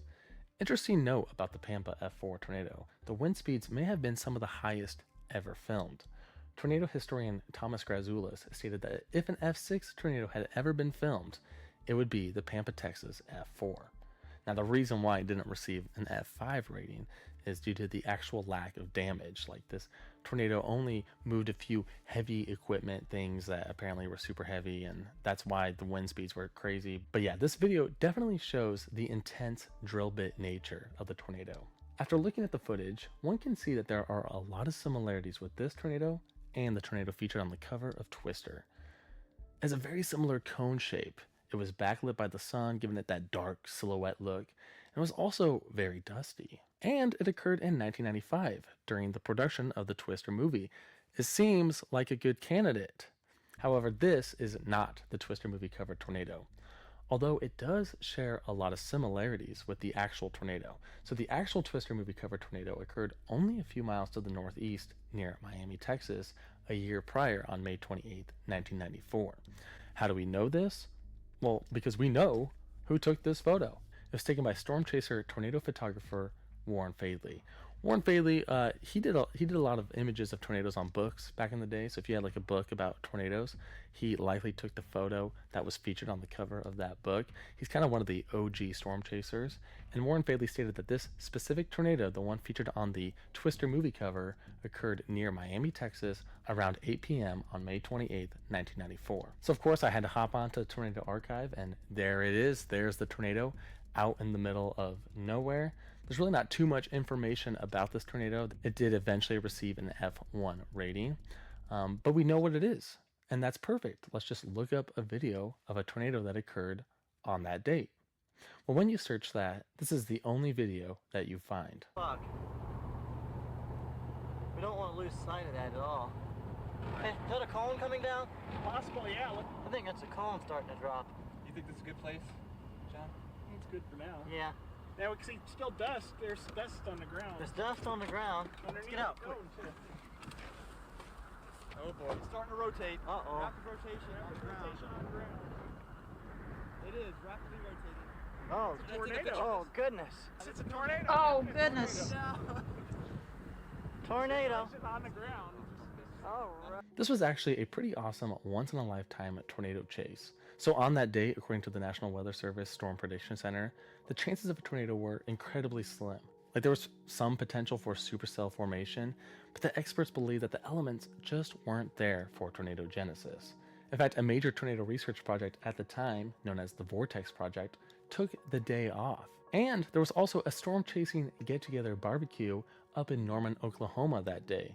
So essentially, nobody chased this storm.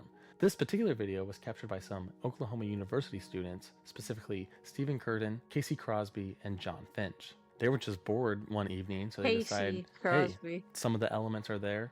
Let's take our chances. Let's go see if we can see a tornado, even though the odds are low. And it definitely paid off.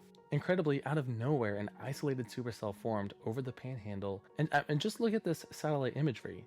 It's all alone. What a unique meteorological event. This tornado also proved to be quite gorgeous.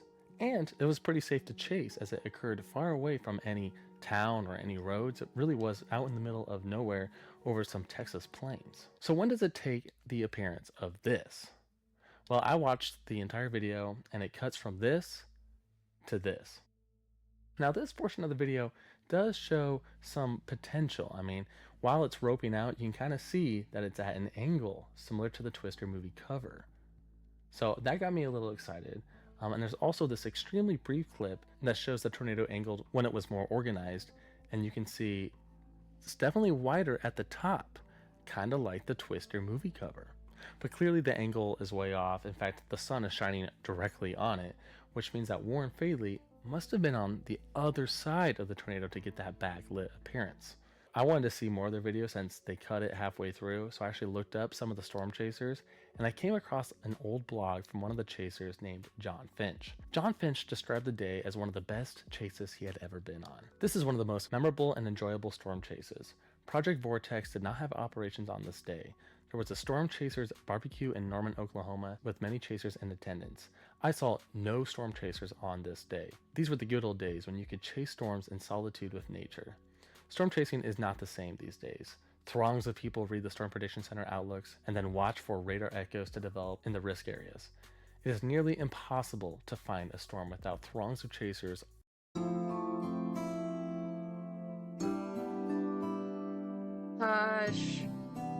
all over the place. But he then continues to talk about how amazing the tornado itself was, and even features a series of photos of the tornado. Most of them just show the tornado as a cone reaching the ground, nothing too crazy, but there were a couple that were promising. This photo, as well as this photo. They do have some similarities to the Twister movie cover. While the similarities are there with this event and the cover, to me, they still look like super different events. I mean, the Twister movie cover is so scary and dark and creepy, and these just look like a nice, cute tornado out in the middle of the field. The sky was off, and the only time it was at an angle was when it was roping out. It doesn't have that strong form like the Twister movie cover.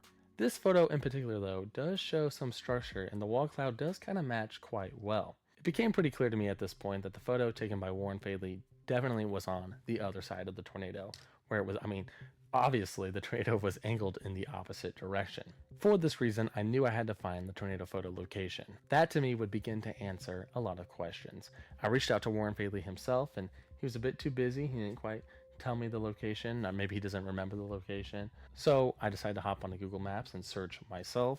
I went all throughout the roads near Miami and out in the country, hoping to find some of these structures that were featured in the foreground of the Twister movie cover. Location. This tower in particular was of much interest to me. It's a cool looking tower. I searched all over for it, and I continued to search and search and search. But unfortunately, I was unsuccessful. I even began to wonder if this whole thing was somehow misremembered, and that this photo really was of the Pampa F4 in 1995. So I posted my Iconic Tornado Photos YouTube video last year, and fellow YouTuber Roho Fern actually knew the location of where Warren Faidley took this image and left this comment. The foreground buildings and Faidley shots of the Miami tornado do exist. Faidley paralleled the tornado moving south on Highway 70 until reaching Antelope Hills Road, where he turned off to get his final few photos.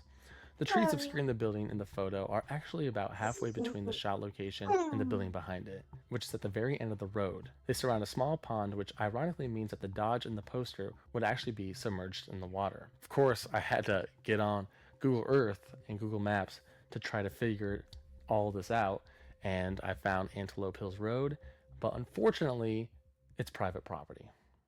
It was really quite disappointing because I wanted to see that tower in real life if it still existed. At this point, I was pretty upset, and I decided to go back to YouTube/the Internet Archive to search for more videos of the tornado. Warren Faidley himself actually posted a video of the tornado, but it doesn't look anything quite like the cover. It mostly just shows the roping out stage up close, and it's a lot brighter. It doesn't look dark and menacing, so it really didn't satisfy my curiosities. I continued looking for more footage, but since it was a barely chased tornado due to the Storm Chasers barbecue, I couldn't find anything. By the way, we should do like a Storm Chasers barbecue. That sounds kind of fun. I had to admit to myself that I wasn't going to see video of this tornado during this portion of its life cycle. The tornado photo would forever remain an enigma. That is until I received an email from a person by the name of Spoonglebob. The email stated this: Dear Jake Swiggle, that's my real name.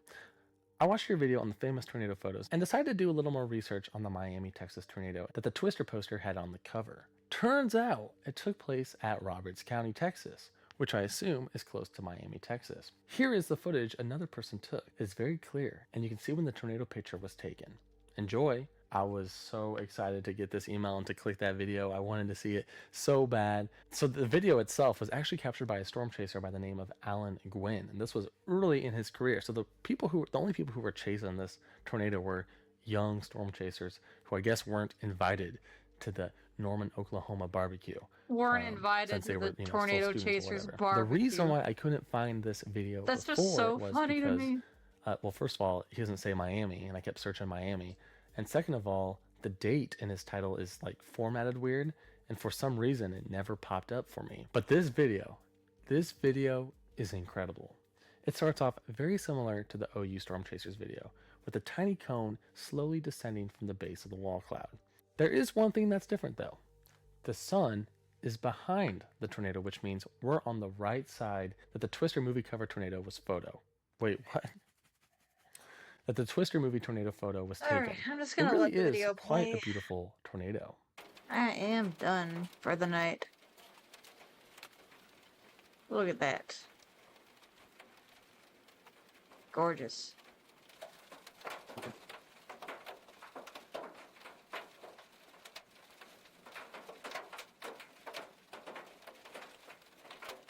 One particular part of the video that is absolutely incredible, at least to me, is this portion right here that shows the entire supercell.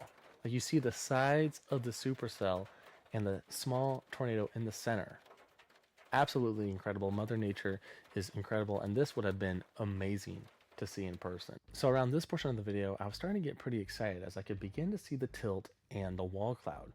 Unfortunately, it started to rain. Alan Gwynn decided to relocate, and I was worried I'd miss the iconic Twister tornado cover scene because it appeared out of the car window that everything was slowly taking shape and coming together. The lighting started to look right. But thankfully, Alan pulled over near a ranch entrance and filmed this clip. Alright, here we go. Check this out.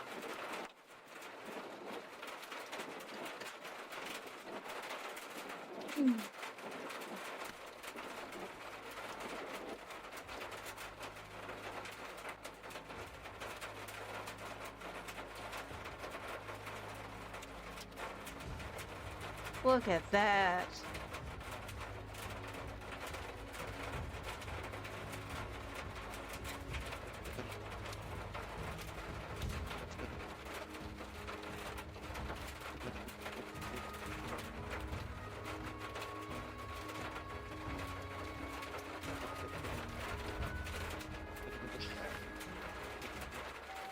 There it is, people. That's the Twister tornado. I couldn't believe that there was actual video of it at the same angle as the photo. I was so happy to find this. And I'm sure many of you are like, why is this a big deal to you?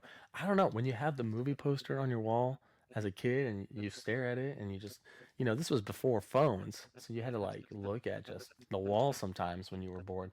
And I would do that. I would look at this poster and just like, wow, crazy tornado.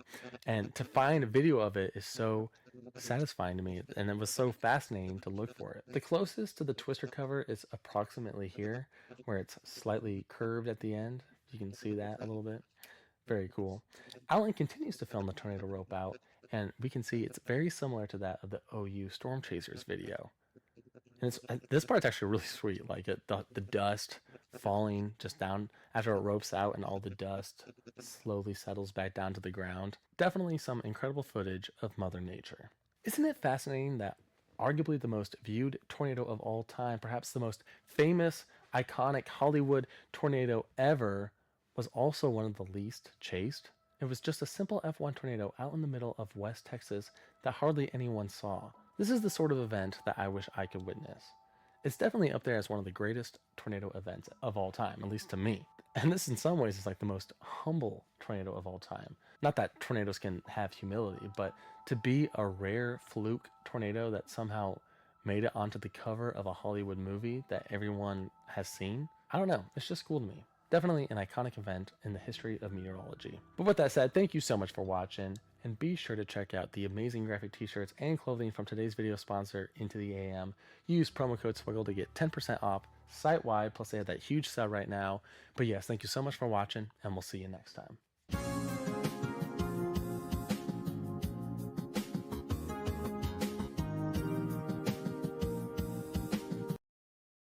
And that'll do it. I really like this video because it's hard to believe that one of the most famous, probably the most famous picture of a tornado ever was a tornado that people predicted was not going to happen, and nobody was out looking for it because they were all at a tornado chasers barbecue. And like, we just got a picture of it by sheer luck, and it blew up as this incredible thing. That is such a cool story. But yeah. Well, the thumbnail for my Nicktoons Unite thing is clean sketched. So I will be getting on the lining process of that soon. And got the lines done on my BRB screen so I can finally start shading this thing. There's a lot of pieces to individually color in, but I'll get to it. I appreciate you all for coming out and watching me as always. And depending on whether I get that thumbnail finished or not, depends on what game I'm going to play, because I really want to get into some single player again. So that'll either be Nicktoons Unite with my friend or Corn Kids 64. Thank you all so much for watching. I will see you next time.